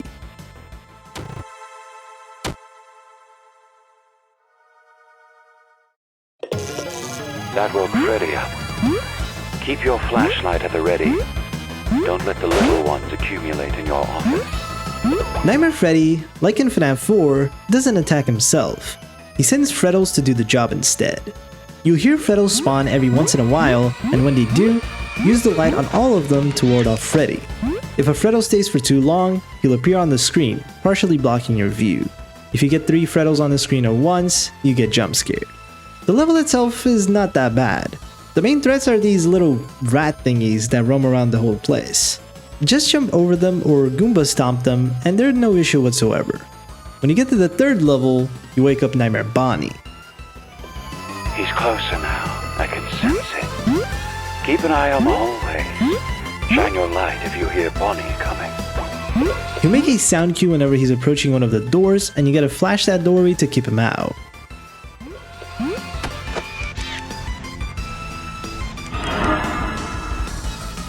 The game itself doesn't get much harder, though there is one room that can pose a challenge: the elevator. This part has you going down a platform, avoiding spikes and other traps while keeping the office characters at bay. To make this easier, remember the spike pattern. The first set of spikes is on the sides, the second one is in the middle, and this keeps repeating itself until the end where there are 2 sets of spike balls moving side to side. So keep this pattern in mind while avoiding the animatronics. You can move your character even if you don't have the game pulled up, though your vision will be way smaller, but you can still use this to move your character to safety while dealing with anyone in the office. After clearing the elevator room, you reach level 4, where Chica will activate. Just one more should be enough to bring him out. Chica's coming. Don't let her see you without the mask on. Chica will show up at the window, going from left to right. When she gets near the middle, she'll look towards you. If she catches you without the mask on, you get jump scared. Thankfully, she makes footstep sounds to warn you of her arrival. As soon as she turns away, you're good to take off the mask and continue playing the game. The 4th level gets pretty dicey, introducing the timed spikes. To avoid these, patience is key. Wait until the spikes are about to go down and jump towards them. Aside from that, there aren't any crazy difficult rooms, so just keep going until you get to the last level, the Happiest Day.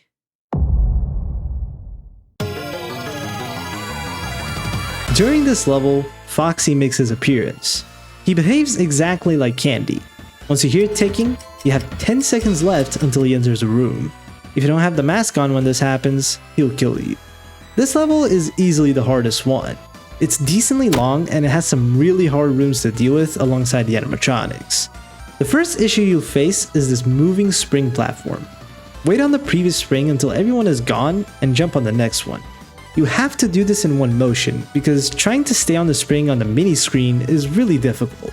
So just be patient and go when no one's there. Right after that, you have probably the hardest room of the night. This elevator is deadly, with spikes coming from both sides. Luckily, there is a strategy for this. What you can do is send the platform down and wait at the top. Once the office is clear, you can drop the whole thing in one go, making this way less of a pain to deal with. Once you get to the checkpoint, it's smooth sailing. The rest is just the same as level 4. Do be careful with these moving springs. You might think you can jump as soon as the head rises above the spikes, but the player actually drops all the way to the platform below before getting launched upwards. so just be extra patient here. After making the final jump, you finally reach the party.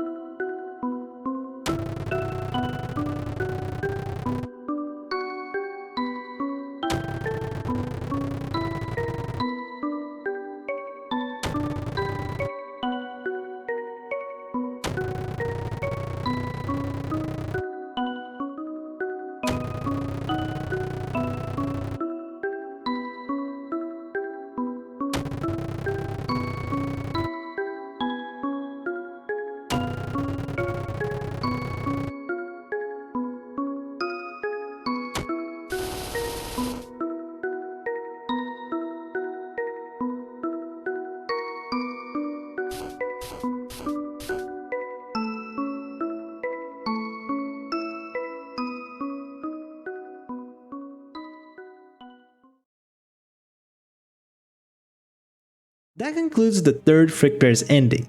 The last one is actually the easiest one to get, but the hardest one to complete. That sounds a bit confusing, but you'll see. The fourth ending is called the money ending. Remember the Talbot files? Yeah, that's the only requirement to get this ending. All you have to do is gather enough money to buy it and complete Night 5. Remember, the best way to get money is to spam Fredsweeper. Buy golden cupcakes as early as possible and collect them at the end of the night. The more tokens you have left when the night ends, the more the performance bonus will be. Once you beat Night 5, your boss is gonna call you, mentioning a secret bunker in the middle of the woods. If you know literally anything about the FNAF lore, you'll know what this means. Sister Location.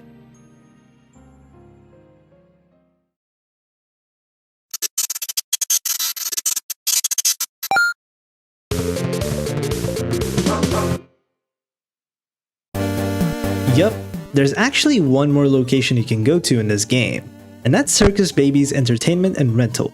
Here we have the final 6 animatronics in FRICKBEAR'S 3. Funtime Freddy, Funtime Foxy, Ballora, Baby, Lolbit, and Lolzhax. Since this is a secret endgame location, most of these animatronics are pretty hard to deal with. I'll begin with Lolzhax because their difficulty is kinda RNG. Lolzhax makes you pick between 2 known animatronics or 1 random one to add to the night. This is why his difficulty is uncertain. You can either get, Toy Freddy or Wither Freddy and lose your mind. Though, if you end up dying, you'll get to pick a different character. Baby begins in Camp 7 and will ask you to find and click on all the Biddy Babs she requires. The number of Biddy Babs that spawn is proportional to her AI level. At 10 AI, you'll need to find 10. At 20 AI, you'll need to find 20. The Biddy Babs are scattered throughout all 8 cams, and some of the spots can be pretty sneaky. I'll leave here all Biddy Bab locations so you can eventually memorize it.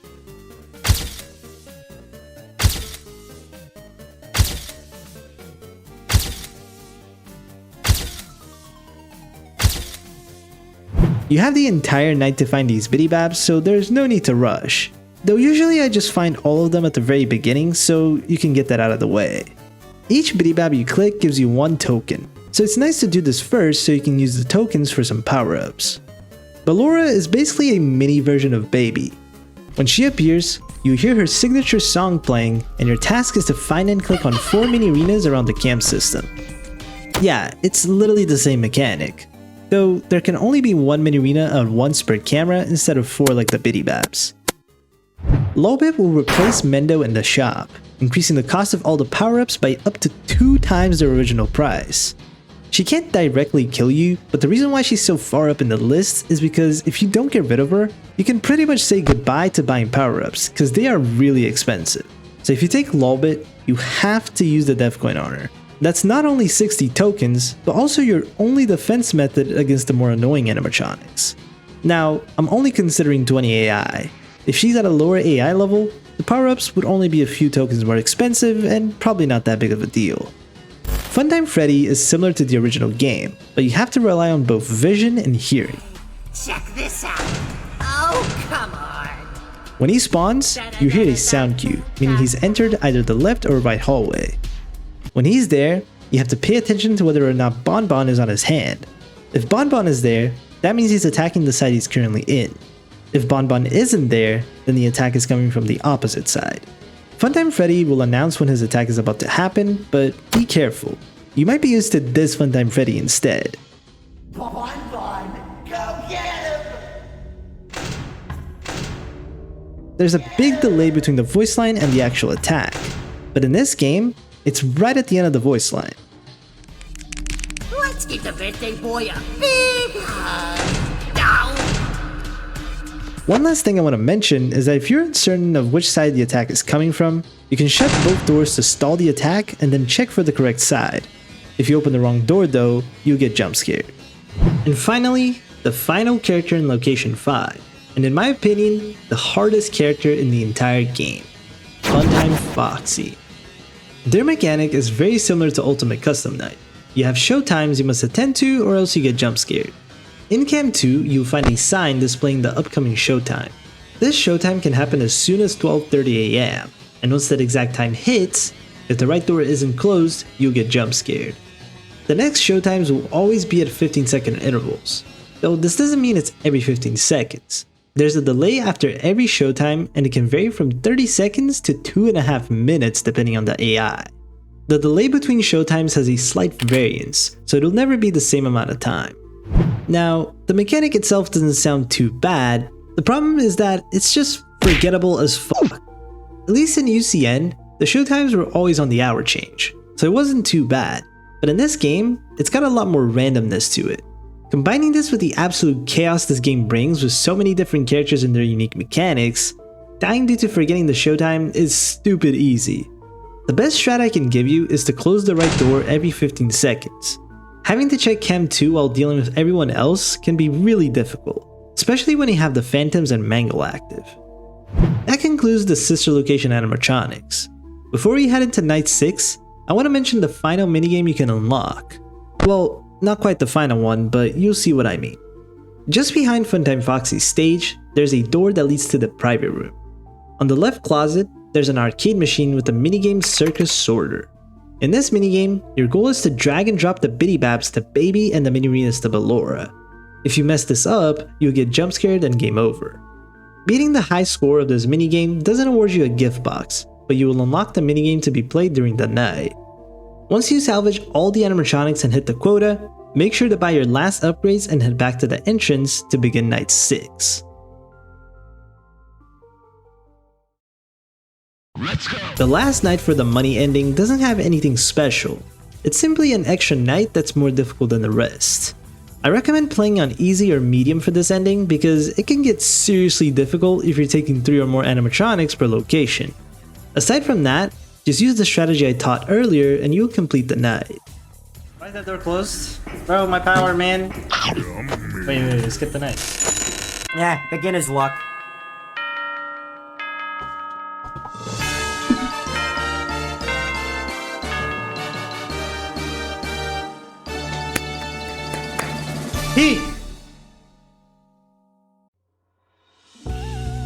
Employee of the month. And we got the easy mode achievement. Oh yeah.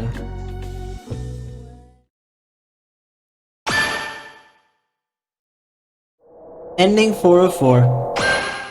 Oh fuck. That's right. There's actually a 5th ending to this game, and it's the craziest ending I've ever seen in a FNAF game. But before we move over to do that, I want to talk about a 4th difficulty you can unlock, and it's not for the weak. Lunatic mode. You unlock this difficulty by beating any ending on hard mode. On Lunatic, you have to salvage at least 4 animatronics per location, with their AI levels reaching 20. The upgrade prices are higher, power drains faster, Balloon Boy is active for the first night and he will always jump scare you if he gets in. Point is, only try this if you want to feel pain. Now, the bad news is that some trophies require you to play on Lunatic, with one of them requiring you to, I kid you not, be 30-20. Hell no, man. What the? So if you want to 100% the game, you'll have to go through this challenge. If you just want to see all the endings, feel free to play on easy mode.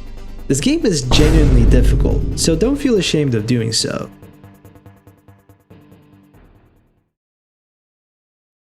To achieve the 5th and final ending in FRICKBEAR'S 3, you basically have to get all 3 endings at once. What does that mean, you ask? You'll have to beat all minigames, get the high scores, give the gift boxes to the puppet and escape, salvage all the secret dangerous animatronics from each location, and buy the Talbot files, meaning less money for upgrades overall.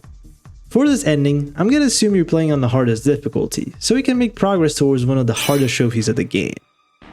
For the first location, I recommend you take Golden Freddy, Wither Bonnie, Wither Foxy, and Wither Chica.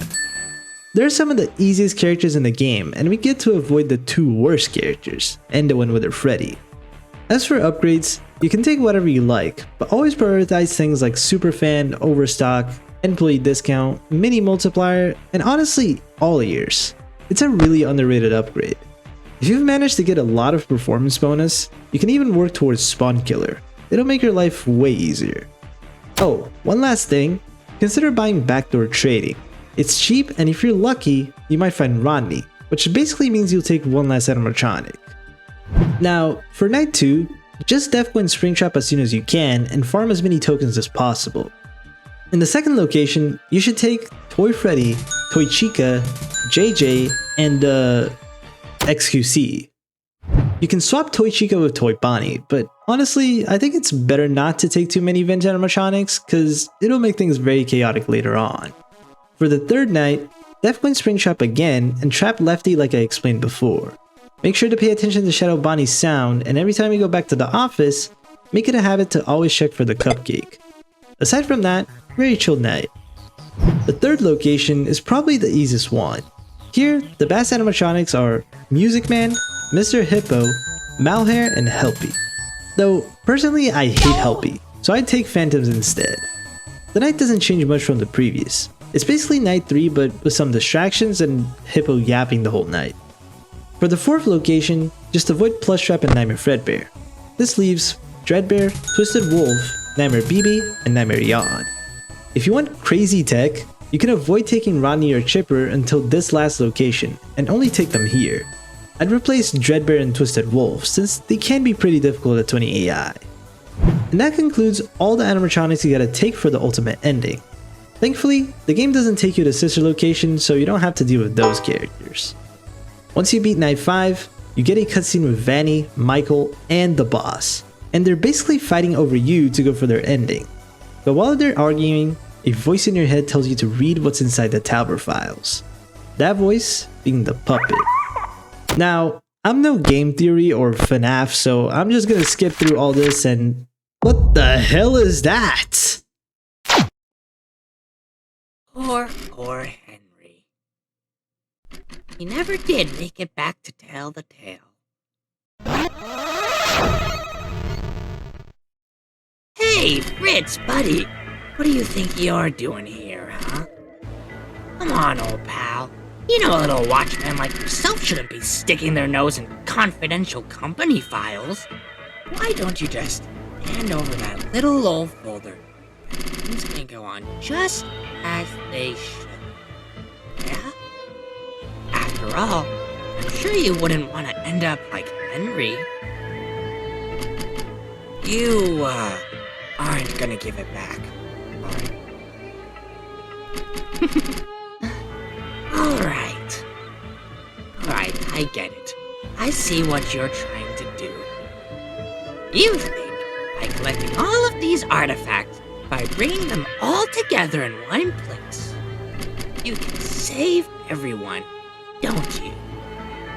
Free all those poor little souls, and destroy everything we've built up here in the process. Well, have you considered maybe things are better this way? Come on, Fritz. You see it too, don't you? They love it here. Those poor kids. Who knows what waits for them on the other side? Am I right? But here, they've got friends to make, games to play, smiles to bring. And somehow, you think that's a bad thing. You know what? Maybe you just don't have the right perspective on everything. Here, Fritz. Why don't I show you? I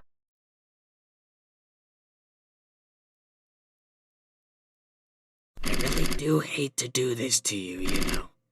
You were one of my favorites. But hey, I think I know a way I can make it up to you. How about a little trip down memory lane? The Psycho Faux Fredbear boss fight.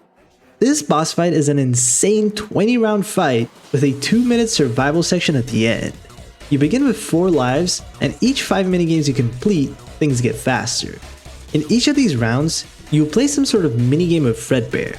There are 20 possible minigames you can get, some being actual minigames we've played before, and other being from things we've done in the game, like closing ads, pulling wires, typing numbers on a keypad. You get the idea. I'm not gonna go over the obvious minigames because I think you can figure it out yourself.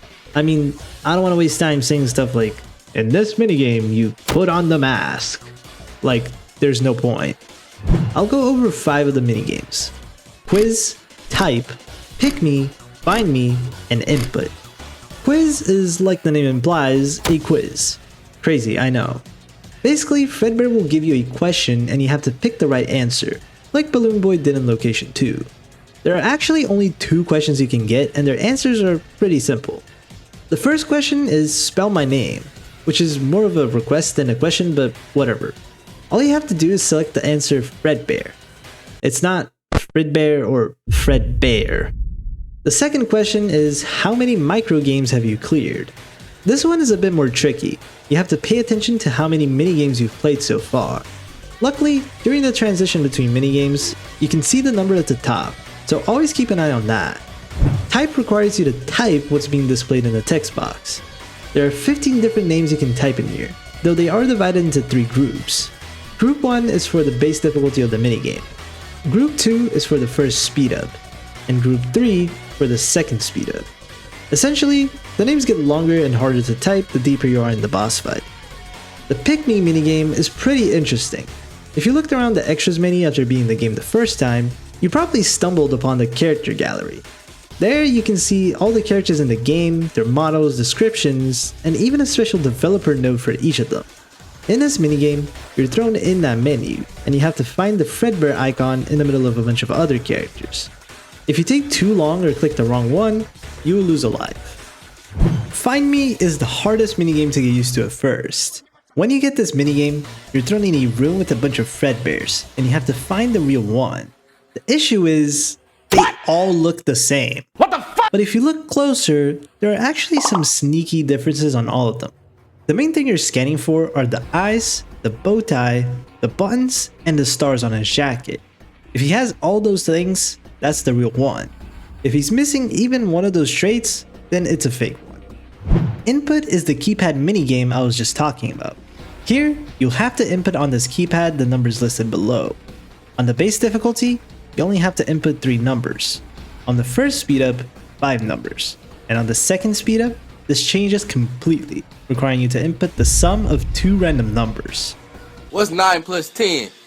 21. You stupid.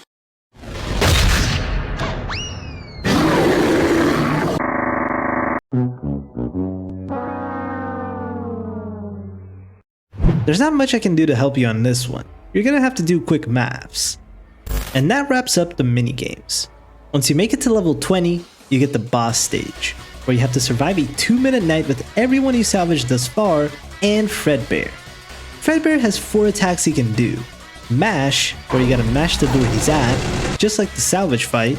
Scare Away, where you have to shine your lights at the little FRICKBEAR'S, just like in the Nightmare boss fights. Shock, where the lights will go out and you have to find and shock Fredbear in cams. And lastly, Close, which is just like the helping minigame you get during the fight. The strategy for this night is just to sit in the office and live. I did this ending on Lunatic difficulty, and I didn't even have to place a lure on Lefty or flash Springtrap away before the night ended, so I'm assuming you're also going to be okay for those characters. Now, if you took Toy Freddy and Chipper, you'll have to boot up a quick game of Fredsweeper. Though, one thing I didn't mention is that any leftover lives you had during the mini-games will cross over to this section, essentially acting as bear traps to help you close out the fight. If you want, you can use those lives to tank Toy Freddy and Chipper and win, since playing Fredsweeper during the final moments of a long boss fight can be tricky.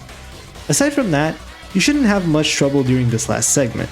If you took all the characters I mentioned during the build up to this, even on Lunatic, the fight won't be that bad.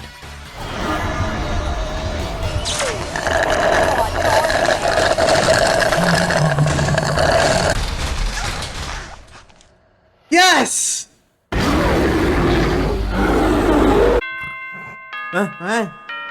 Oh my god, I get the lead. Shut Thank the god. fuck up, Rodney!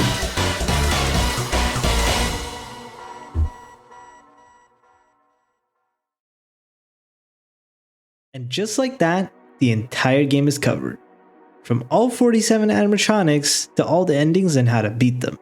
But don't go closing the video yet, we still have a lot more to go. Once you beat the game for the first time. Now, that is a nice guide you have going, Luffuu. However, there are still a few things that viewers would probably be interested in knowing. Hey, it's me, Tomato25. You might know me because of my other guides on my YouTube channel. Now, the reason you're seeing me here is because my focus is a little different for this video. While Luffuu covered the gameplay side of things, I'm going to be talking about the history of the series, while also explaining some cool little secrets inside of the game. Now, why is this relevant? Well, to show you how Spooky Rick has developed FRICKBEAR'S over the years before getting his huge name inside of the community.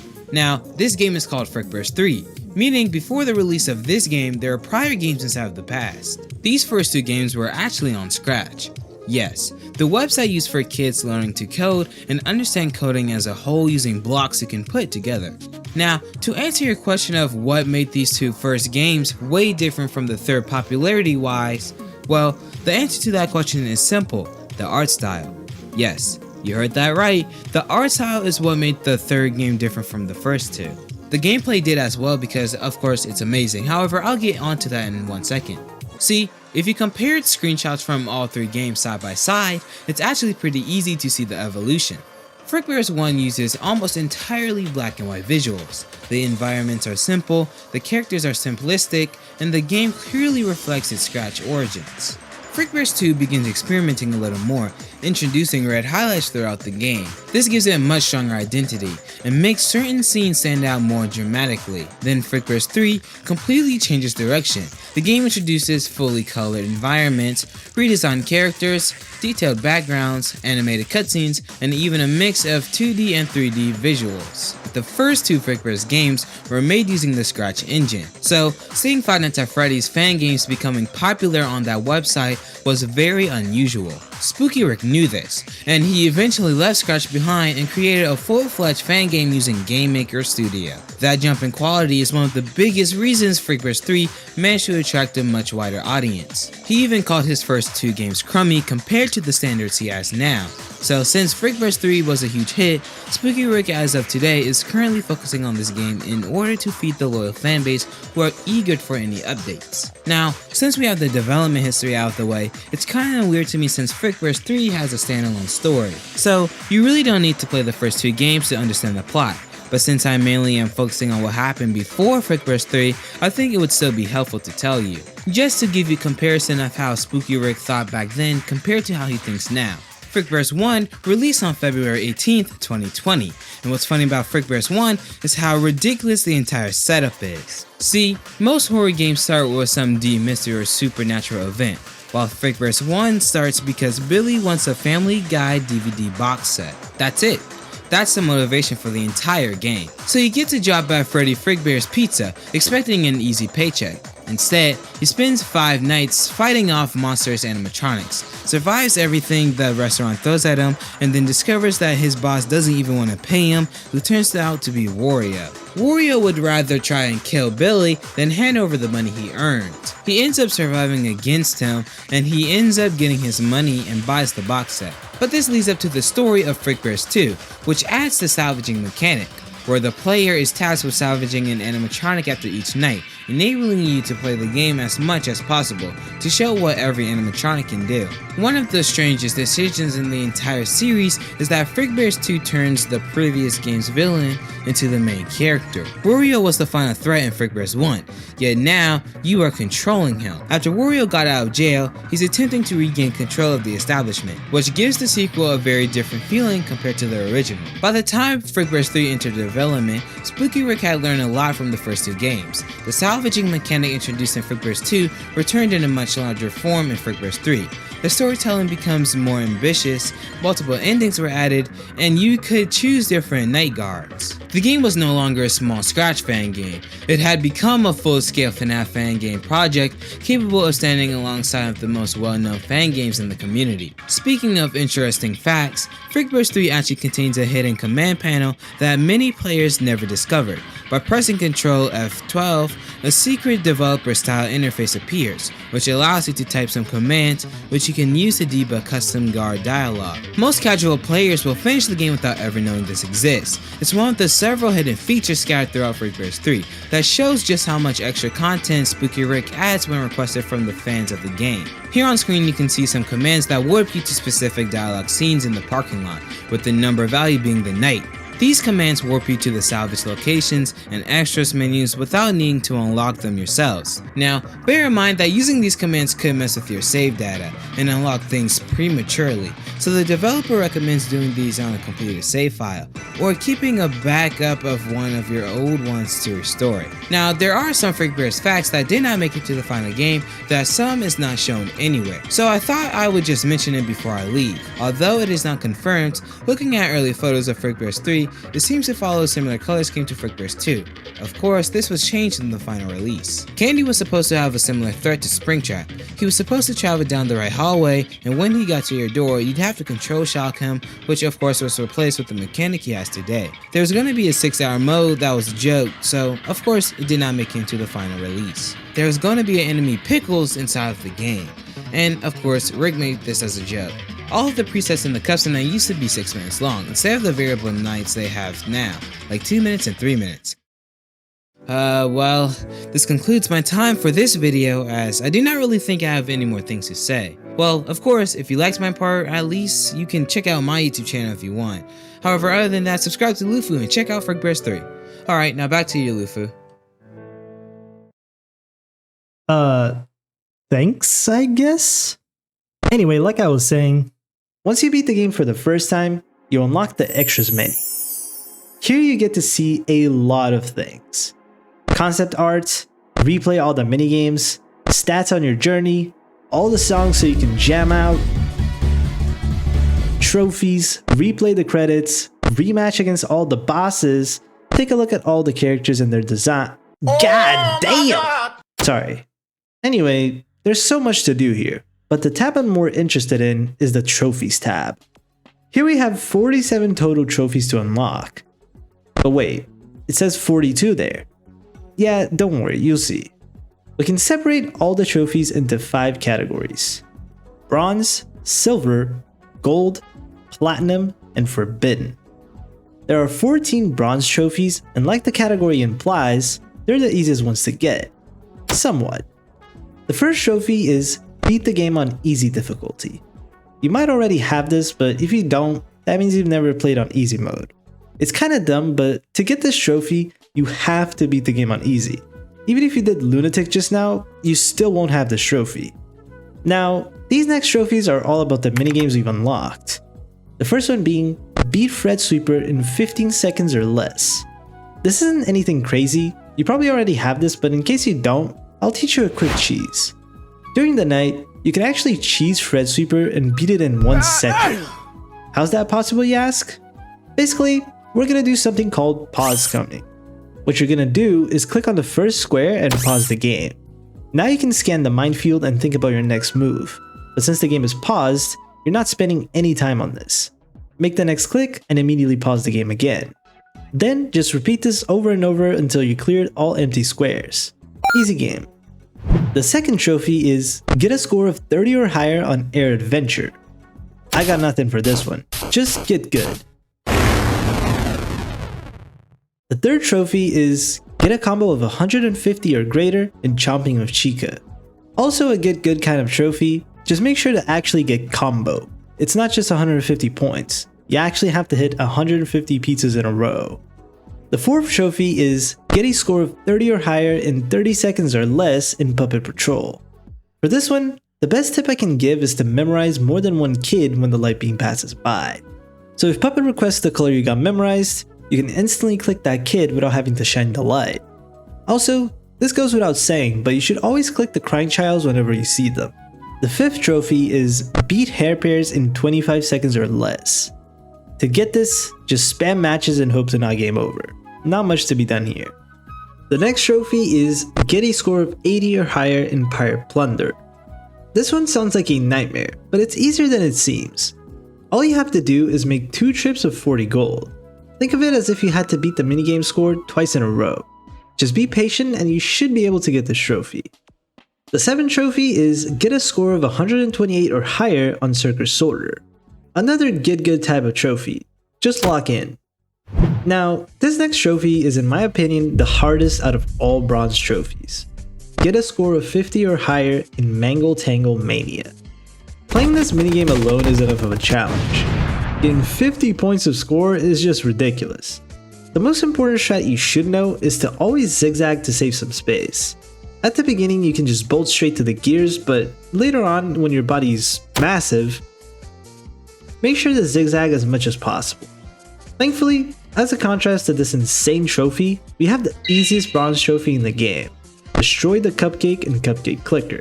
Just spam away, easy peasy. Our 10th trophy is get a jackpot worth 40 tokens or more in Scott slots. This one, just gamba away. The 11th trophy is beat Golden Fredsweeper. Wait, what's Golden Fredsweeper? Remember when I said Circus Sorter was the final minigame, but not quite? Yeah, after unlocking all minigames, you get a bonus one called Golden Fredsweeper. It's quite literally Fredsweeper, but the field is massive. To beat this, all you need is patience. Take your time and think as much as you need. I should have mentioned this before, but you can get all these trophies by playing the minigames within the extras menu.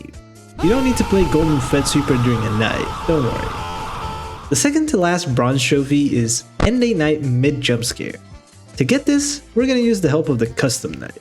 Go into the Custom Night menu and turn on Mangle at 20 AI. Set the night to 1 minute and wait until 5:58. When that time hits, switch to Mangle's cam and you should get jump scared as the night ends. Easy trophy. And the last bronze trophy, salvage a guest animatron. I mean, you know what to do. Now, onto the silver category. Here we have 14 more trophies, though I wouldn't be surprised if you have at least half of these already. The first trophy is beat the game on normal difficulty. I assume you already have this, but if not, just get in there and beat the game as Mike. It's not that bad. The next trophy is get the slacker ending. Well, we just did the ultimate ending, so you definitely have this. The third silver trophy is beat 5 custom night challenges without using any power-ups. This trophy is pretty easy to obtain, but I haven't gotten to the custom night challenges yet, so I'll leave that for later. Our fourth trophy is have a snow cone, an AR mask, and laser doors all active at the same time. You might have unlocked this one on accident, but if not, you can quickly do that on a custom night. This next trophy I already covered before, but just a quick TLDR, you want to buy a golden cupcake at the start, then use at least 1 rewind clock so you have enough time for the cupcake to reach 55 tokens. The next achievement is buy the pickles, we already did that. And the next trophy is Death Coin Funtime Chica, which I also covered. The 8th trophy is unlock every minigame, which you should have as long as you enter the minigames tab and unlock Golden Fredsweeper. The 9th trophy is earn $300 or more over the course of a run. With my tips on how to earn as much performance bonus as possible, or doing something like the money ending on Lunatic, where you salvage a ton of animatronics, you should get this no problem. Now, the 10th trophy is a bit more interesting. You get to run on hard difficulty or higher without buying any upgrades, not counting Talbert's files. Is this difficult? No, but not having upgrades like all ears or any of the token upgrades can make things more grindy. Obviously, I don't recommend you do this on Lunatic. Just go in as Vanessa and go for the slacker ending. There aren't any tips I can really give here other than just play the game the way I taught you back in night 2 of the first ending. The challenge sounds scary at first, but when you go in, you'll see that upgrades aren't actually as impactful as you think. The next trophy is, you know if you beat it even faster, you get to see Freddy in a bikini. Wait, what? This trophy requires you to finish a run in 20 minutes or less. Now, you're probably mathing it out in your head and thinking, well, if I use 2 distortion clocks each night, that's 4 minutes times 5 equals 20. How is this possible? The trick here is Mimic Ball and Overstock. Basically, head into easy mode, and if you haven't unlocked the easy mode trophy, you can do it here for a 2-for-1 special. Head into easy mode, and as soon as the night begins, start Fredsweeping. You should have at least 123 tokens by 3 AM, so you can buy both clocks and a Mimic Ball, beating night 1 in just 3 minutes. During the salvage section, you actually want to take Endo. Why? Because he's not really a threat as long as you don't use the flashlight, which you won't. Now, if you're really good with your Fredsweeping and got some performance bonus, you might be able to buy Overstock in the very first location. If not, it's okay, just head back to the entrance and start night 2. Though, before we go, I want to teach you a little bit of movement tech during salvaging. In this game, if you run diagonally in any direction, you'll actually move twice as fast as if you were to be holding just W or S. If you're into the speedrunning community, you might have seen this clip. I've never seen a 113 and I never fucking will. 112, baby, to the day I fucking die. Yes! About time I get a fucking lucky break in this fucking game, motherfuckers, and I clutch the goddamn grenade launcher. That's fucking right! Yeah, it's this one. Right here, it's this one. My insane pace. Right here, this is the 112. Right here, yes! It's fucking it. First of all, this clip is legendary. But second, you see the way he's moving? Always diagonally. What's happening here is that when you input the move forward button, the game is adding speed to the player so you can move. And the same happens if you press left or right. But if you hold move forwards and left or right, the game adds speed for both those inputs, essentially giving you double the speed. If you don't believe me, here's a direct comparison of moving forwards with just the W key and with another direction key pressed. But anyway, there's not much else to be said about this trophy. For night 2, keep Fredsweeping and skip the last 3 minutes. In the second location, take Toy Freddy since he's free, check for Overstock, buy it so you can now buy 3 distortion clocks and Mimic, skipping 4 minutes instead. Location 3, take Phantoms or Glitch Trap. Location 4, take Twisted Wolf, and GG. Speedrun successfully speedran. The next trophy is salvage all 24 regular animatronics. To get this, you have to salvage all animatronics that aren't either guest animatronics, secret evil ending animatronics, or the sister location ones. Now, this next trophy you definitely have. Die to a single animatronic 10 times. At least for me, I'm not even trying to throw shade at you. Like, at least for me, as soon as I took Wither Freddy, this trophy was unlocked within the same run. And the last silver trophy, hear all of Upgrade Cadet's stories. You might have noticed that there's a tell a story option in Upgrade Cadet's shop. If you select it, it'll tell you a story for the low price of $2.50. There are 4 stories, but you can only hear 1 story per location. Just make sure to hear a story in each location and you can get this in just 1 playthrough. Now onto the gold category. There are only 7 golden trophies, but obviously these are much harder to obtain. Kind of? It's not that bad actually. The first 4 trophies are for beating the game on hard and beating the game while getting the evil, good, and money endings respectively. The 4th one is clear 10 custom night challenges without the death coin, another custom night related trophy that I'll cover later. The second to last trophy is unlock all 47 animatronics. I already explained how to obtain all of them, so just do that. The last golden trophy is die to every character who can kill you at least once. Again, you can use the custom night for this, except for one character, Felix. Sorry, kid. Nothing personal. Remember how he jump scares you if you end the night in debt? Yeah, that actually counts for this trophy. Finally, let's talk about the big boy trophies, the platinum category. This is the last row of trophies that you can see. Soon enough, I'll show you there's actually more to this list than it shows. The first platinum trophy is beat the game on lunatic difficulty. If you haven't done this already, just follow the tips I gave throughout the ultimate ending and you can beat any ending on that difficulty.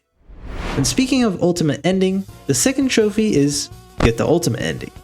I've already covered this, so just follow that. The third trophy is clear every custom night challenge, which again, I'll get to very soon. The fourth trophy is also custom night related, but the fifth one I'd say is the hardest trophy in the game. From the 42 you can see on the screen, just to be clear. Beat a run with the maximum possible amount of animatronics salvaged.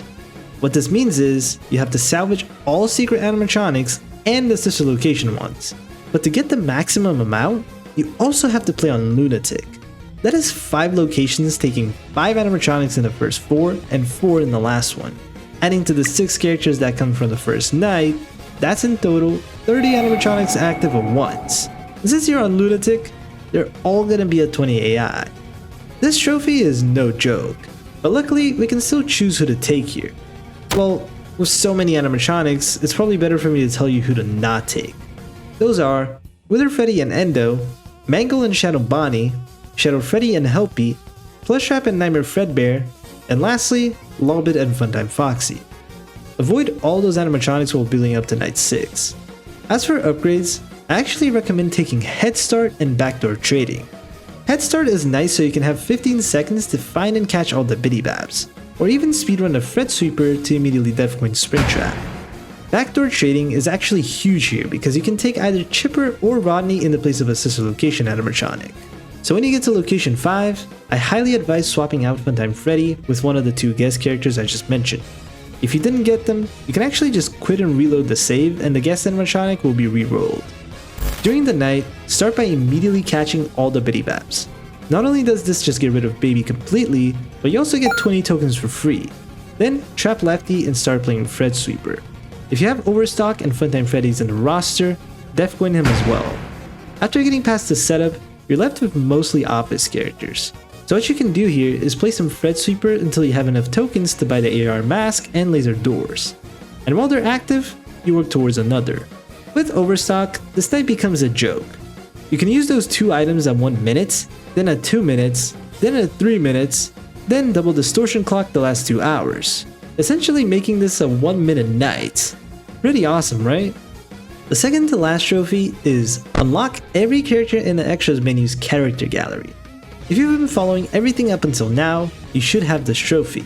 But just a quick TLDR of how to get this, you need all endings, beat the game in every difficulty, collect all animatronics, and get jump scared by Funtime Chica and Felix. And now for the last platinum trophy in the game, Into Madness.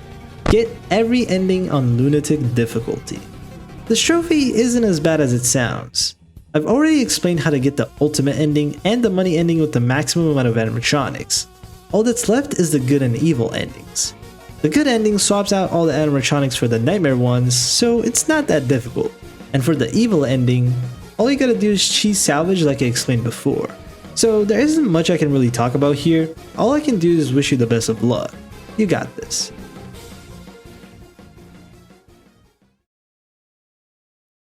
And that's all 42 trophies in FRICKBEAR'S 3.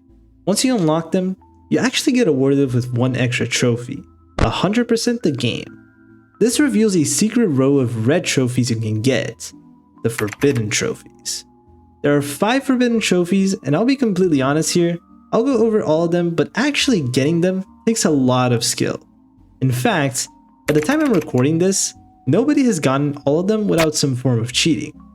The first one I just showed, but the second one is beat a run with 30 animatronics salvaged and 0 upgrades, aside from Talbert's files, purchased. To get this trophy, you pretty much have to do exactly what I explained for the Maximalist trophy, but you can't use any upgrades. No head start to help you set up at the beginning, no overstock so you only get 2 hours of absolute safety, no all ears so you can hear things through the mask. Yeah, it's rough. If you can avoid taking Funtime Freddy, make sure to do it because in my experience, he's the main threat of this night. Aside from that, you can just stay in the office and try to survive until 2 AM. Since there will be a lot of vent and door characters attacking, you can farm a decent amount of tokens just by living. When 2 AM hits, buy the AR mask and laser doors and immediately start playing Fredsweeper. At 3 AM, use another set of mask and doors, and finally at 4 AM, you buy both clocks and win. This is very much easier said than done, but with enough practice, you should be able to get this done. The next trophy is beat a run on Lunatic difficulty without dying. This one's a lot easier than it looks. For this trophy, you can just do the slacker ending. Buy as many upgrades as you need and just beat the game. You shouldn't have much trouble until night 5, so I recommend buying a bear trap as soon as possible, just to make sure. Also, if you can avoid it, don't take Twisted Wolf. His disc hitbox can be a little troll. The second to last forbidden trophy is clear all 20 custom night challenges without using any power-ups. Basically, you can't purchase anything in Mendo's shop, but like all the other custom night based trophies, I'll explain it when we get there. And the last forbidden trophy, and also the one trophy in the game no one has, Infernal 47, beat max mode. That's right, 4720. I don't think I need to say that this is the hardest trophy in the game. Doing just 30-20 is already one hell of a challenge, and that's missing 17 characters. Now, I haven't got a clue how to do this, but I know someone that does, though I'll wait until the end of the custom night segment.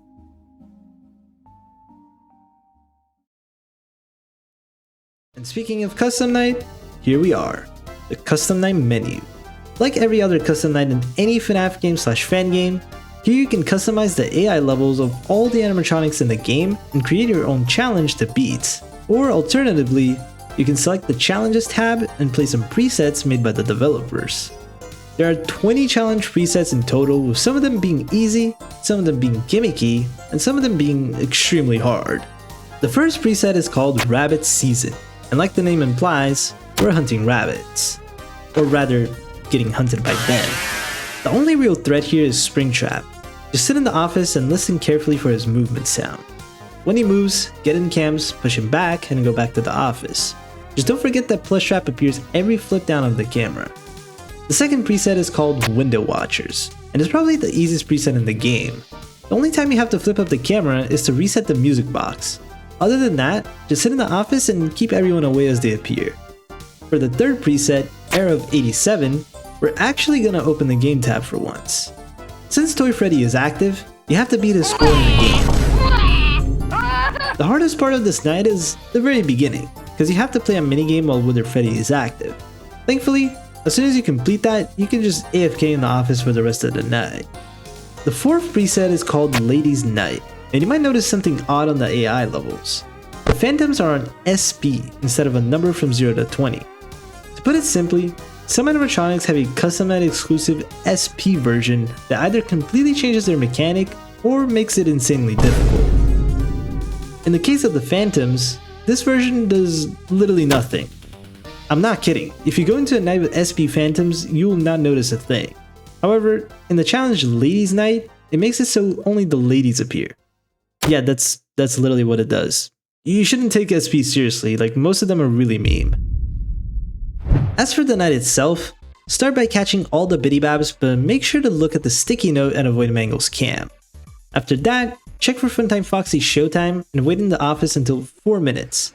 At this point, Lefty should be in the spot where you can trap them. Don't bother trying to push Lefty into place with the lure because that's just completely RNG and most of the times, this is gonna happen. He ran wait.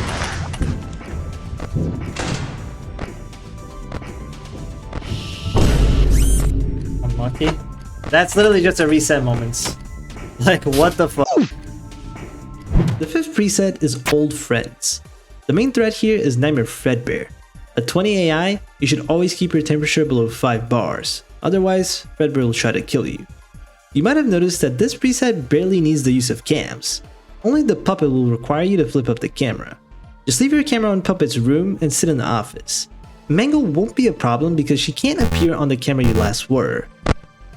Lastly, pay attention to the window when flashing Shadow Bonnie away since Endo is active. Beating this challenge without any power-ups will award you that trophy I just spoke about earlier. The next challenge is New Friends, and it's significantly harder than the previous one. We have Shadow Freddy, Plushtrap, Funtime Freddy, Funtime Foxy, Popgoes, all the hard characters are here. Luckily, the night is only 3 minutes, otherwise this would be easily like top 3 hardest presets in the game. For this night, you want to quickly catch all the bidybabs and sit in the office. For Funtime Foxy, we're gonna have to close the door just before every 15-second interval. If you've done GMB cycles in UCN, this is basically that, except instead of turning on GMB or Power Gen plus fan, you're only closing the right door. Funtime Freddy and Popgoes will be the biggest pain here, since there's nothing we can do to avoid actually playing their mechanics. Just sit in the office and listen for Funtime Freddy's spawn queue.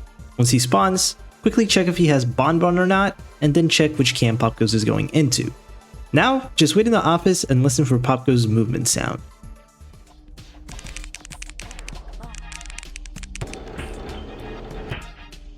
To which will respond by shocking his camera. You might be wondering why we're not playing a minigame to buy Chipper's lumber, and the answer is we don't need to. Fending off Baby will already give you 20 tokens, and as the night goes on, blocking JJ, Funtime Freddy, and others will eventually add up to 30, and once you get there, you can buy the lumber. And that's about it. If candy turns out to be an issue, all you have to remember is that once the ticking starts, he'll attack in the next 10-second interval, with the next attacks offsetting this by 1 second. If you keep that in mind, he won't be that much trouble. Up next we have Even a Bear. This is another one of those 30-second nights, as in the first 30 seconds are the hardest challenge. If you can get rid of Toy Freddy while avoiding Wither Freddy and Nightmare Fredbear, you get to just sit in the office for the rest of the night, only flipping up the camera to occasionally check on Funtime Freddy. Let's speed this up since there's still 13 challenges left. The second coming is more of the same. Play one minigame to get rid of Toy Freddy, trap Lefty, and just sit in the office, listening for Springtrap's movements and for Scrap Baby's sound effects. Blind mode is another gimmick preset. For this one we have BB and Shadow Freddy on SP mode. BB is basically permanently in the office and so is Shadow Freddy, meaning you can't see anything and can't use the flashlight. Luckily, no one in this roster requires vision, so just sit in the office until Sparky or Scrap Baby appear. Deafening is yet another gimmick level, and this one removes your hearing instead of vision. Music Man's SP change literally mutes all audio, so you're only relying on what you see for this one. The best way I found to beat this is to every 5 seconds check the left and right hallways for Freddy and Springtrap. If you see Freddy peeking out, wait about 3 seconds and shut the door, staring at the token count to see if it goes up. Once it does, that means you're good to reopen that door.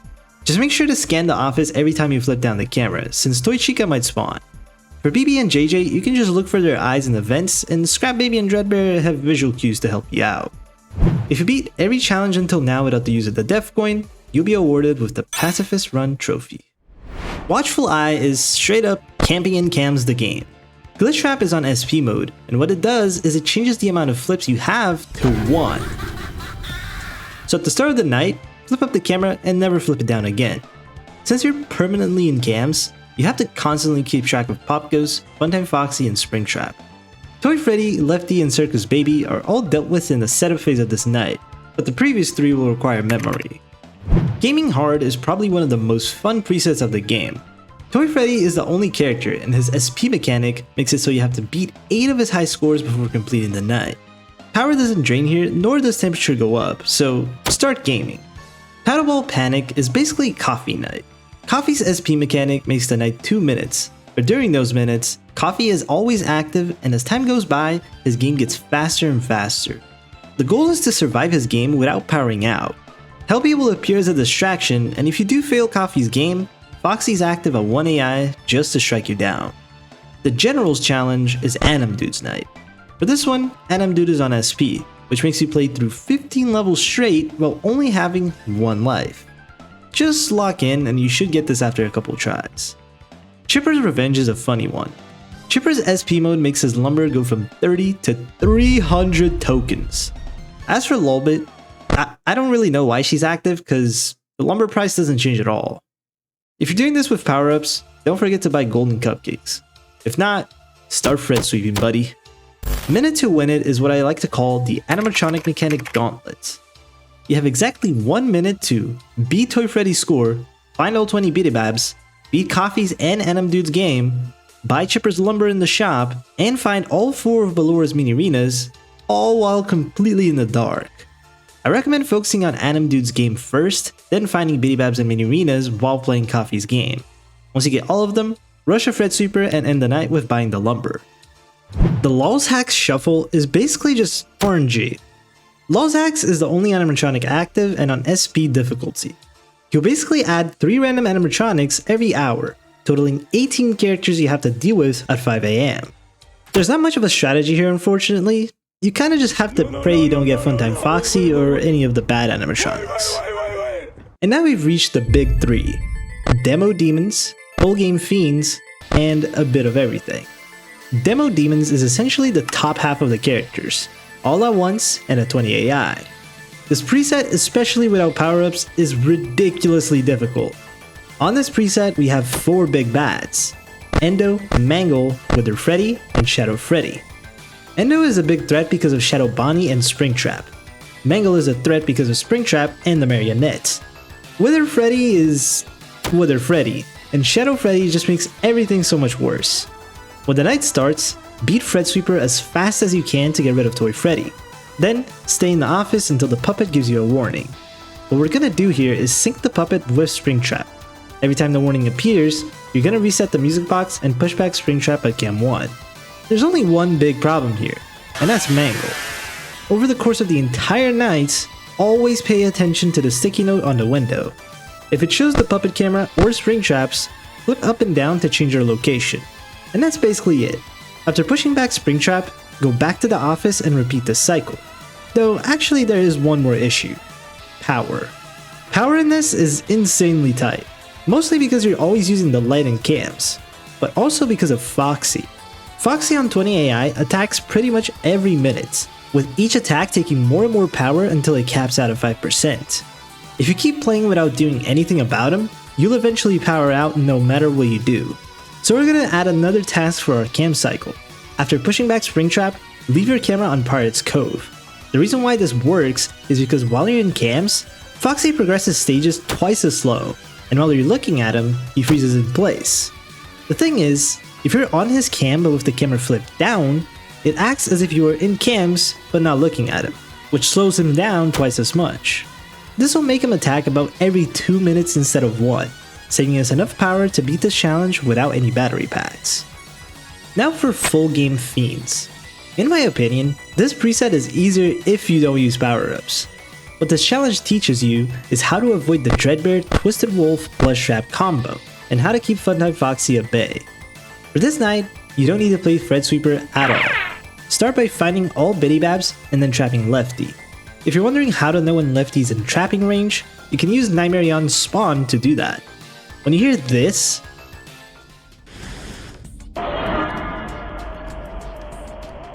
Lefty's 90% of the time within trapping range. If not, just wait in the vent cam until they move in there. After that, go back to the office and deal with the Dread Wolf Trap combo, I'll call it that. When you flip down the camera and all 3 of them are there, always get rid of them in this order: Twisted Wolf, Plush Trap, Dreadbear. Remember, Plush Trap will always be on the right side if Twisted Wolf is active.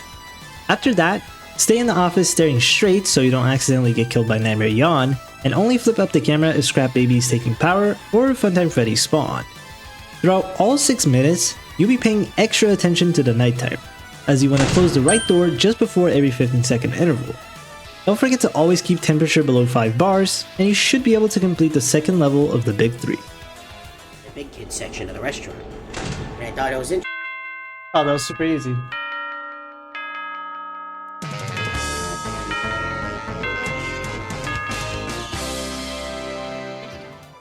Yeah, that Nightmare BB was... yeah, that was clutch. And now for the final preset in the game. A bit of everything. As of recording this, I haven't beaten it with no powers myself. There is just a lot to keep track of here. The main threats of the night are Funtime Foxy, Funtime Freddy, Pop Ghost, Springtrap, Wither Freddy, and Endo. Honestly, the hardest thing about this night is the fact everyone's at 5 AI. Characters like Lefty, Springtrap, and Wither Freddy become way more unpredictable because they're so much slower. For Lefty, the best strat I found is to trap him at about 1 minute to 110. As for Springtrap, you can actually use Puppet's warning just like in Demo Demons.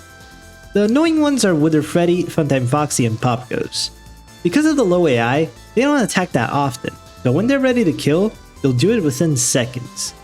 For Funtime Foxy, we'll check Cam 2 and take note of the showtime. Pop Goes is a bit rough. He only attacks once in a blue moon, so you have to always be paying close attention for his sound cue. Now, there are a lot of other sounds playing throughout the night, so whenever you go for Springtrap, look if he's there or not. And that's about all. Just be careful of Candy, cause since he's a 5 AI, the siren won't coincide with the 10-second interval. But remember that the ticking always begins when there's 10 seconds left until he appears, so keep that in mind. By completing this challenge, you'll not only get the Platinum Star Trophy, but also the 4th Forbidden Trophy, NPU, which stands for No Power-Ups.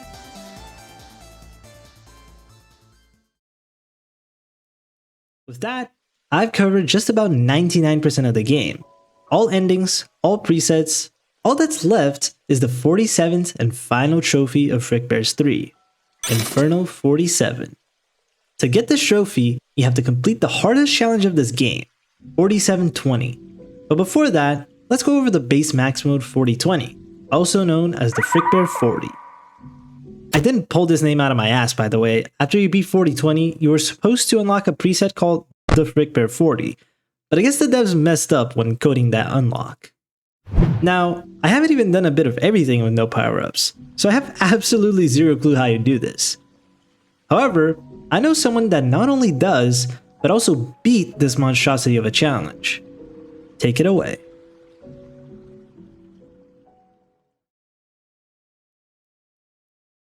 Here comes a new challenger!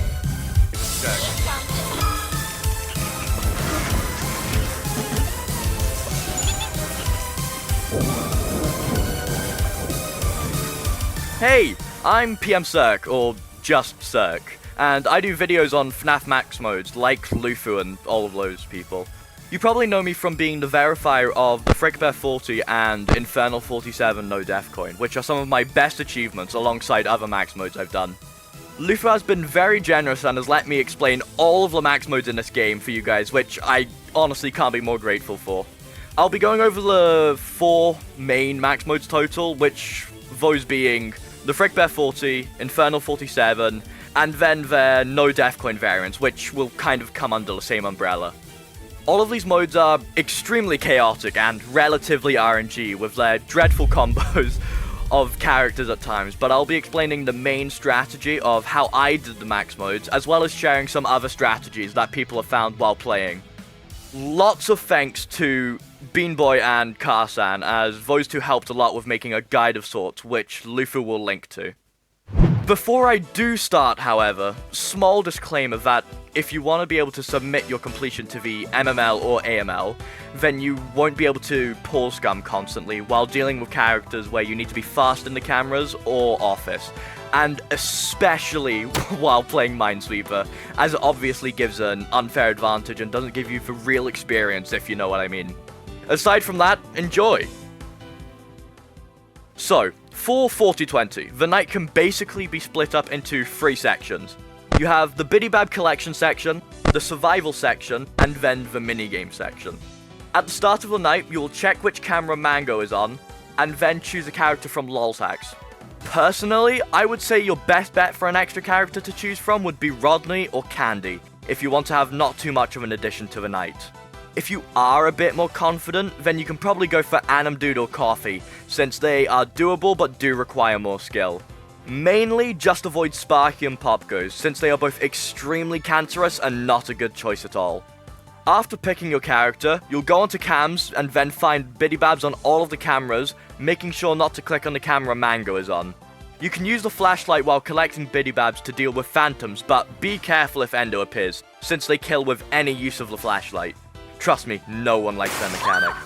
After you collect all the Bidybabs that aren't on Mango's camera, between the 15 and 20 second mark, go trap Lefty in a corner. You can flip between dealing with Bidybabs to deal with RWQ or someone in the office, but try to get as many Bidybabs as you can before you do have to flip down. You'll get much better with practice over time. Now, the second section of the night is mainly just surviving all of the enemies that come for you. Major points for this section are mainly paying attention to Mango's camera, and then only flipping when necessary, such as dealing with Scrap Baby or Puppet or Funtime Freddy. When Scrap Baby spawns for the first time, you have around 30 tokens, which you should use to buy a golden cupcake immediately and save for later. At around the 50-second mark, you will close the left door and keep it shut for the whole night. This stops Springtrap and also keeps your mind off of a few things that come from the left side. Other things needed to pay attention to are closing doors on Funtime Foxy every 15-second interval, and paying attention to if Funtime Freddy does or does not have Bonbon. Even if he is obscured by Springtrap on the left side, look at his eyes. If he has Bonbon, he will look at him, and if he doesn't, then he will look at the camera, so pay attention. This section will end at around the 2 AM mark. Here you will sell your golden cupcake, and you should have 100 tokens. Then you'll buy the Death Coin first to Death Coin Lolbit, as sad as it is, which will then bump all of the shop prices down and in turn allow you to buy the laser doors and AR mask. From here, you can either choose to play Fredsweeper or Cupcake Clicker. When you have enough, I would say to buy 2 batteries to have a secure amount of power, and then after that, buy another set of laser doors and AR masks to activate at 3 AM, so you can keep farming tokens. In total, you roughly only need to beat about 2 Minesweepers, but if you want to keep going for style points, then go ahead. But once you're at 4 AM, you should have enough to buy 2 time skips for 70 tokens and end the night. Congrats! Infernal 47 isn't too different, honestly. It has the same rough strategy, and just makes you need to pay much more attention to Mango, and also being extremely aware of when Pop goes and Sparky attack, as well as being more skillful with Coffee and Anim Dude, which will be a given as you make progress on the mode. My main piece of advice would be to check Pop goes after every Sparky attack, so you can hopefully see when he will attack and what camera. Also, make sure that you buy Chipper's Lumber before buying the time skips, as Chipper will kill at 5:59 if you don't. Okay, so, now we get onto the no Death Coin variants of these modes. For simplicity, I'm just going to talk about Infernal 47 no Death Coin, as it is really straightforward to apply it to 4020 no Death Coin. Realistically, this is the best strategy for every max mode here, so you can apply some parts of it to the variants with Death Coin, just to put it out there. Instead of starting with collecting Biddy Babs at the start of the night, you will start by playing Minesweeper.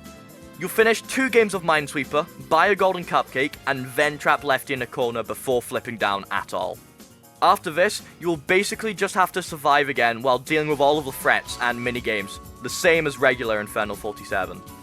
I would say that once you have enough to buy a laser door and AR mask, you should buy them but not use them until around 150 or after, as it is good to activate them before 2 AM. After this, it's literally just the same where you keep playing minigames until you can afford 2 time skips. You'll have to do a minimum of 2 Minesweepers in this 2 to 4 AM section if you want to have enough, as well as some Cupcake Clicker on top of it. I did 5 Minesweepers total for the night, but Bean Boy did 4 sweepers alongside Cupcake Clicker, so it's whatever you're more comfortable doing. Just make sure you have bought the time skips a bit before 4 AM rolls around, otherwise you won't be able to execute the strategy for the end of the night. Now, because we haven't dealt with Baby, she would normally kill us at 5:59. However, we can use an exploit where a current jump scare overwrites any other jump scare from happening and letting us win the night. Easiest way to execute this, in my opinion, is to reset the puppet's music box at 3:29, as you don't need to put any more thought into the end of the night and just let the puppet kill you, allowing you to skip any 6 AM killer and then winning the night with a jump scare win. If you weren't able to time the puppet jump scare correctly, then at the end of the night you should try getting jump scared by Mango, as that's probably your second best option because of the short kill timer. As long as you die at 5:59 to someone, you'll be okay and beat Infernal 47 no Death Coin. I hope that my explanation has been understandable, and I hope you guys enjoyed listening. There are a few things I didn't dabble on, such as using the camera keybinds to move around the cams, but all in all, I think that's a good basis to start with. Thanks again to Luffuu for letting me explain the max modes in this video, and maybe we'll get some new victors for the max modes because of this.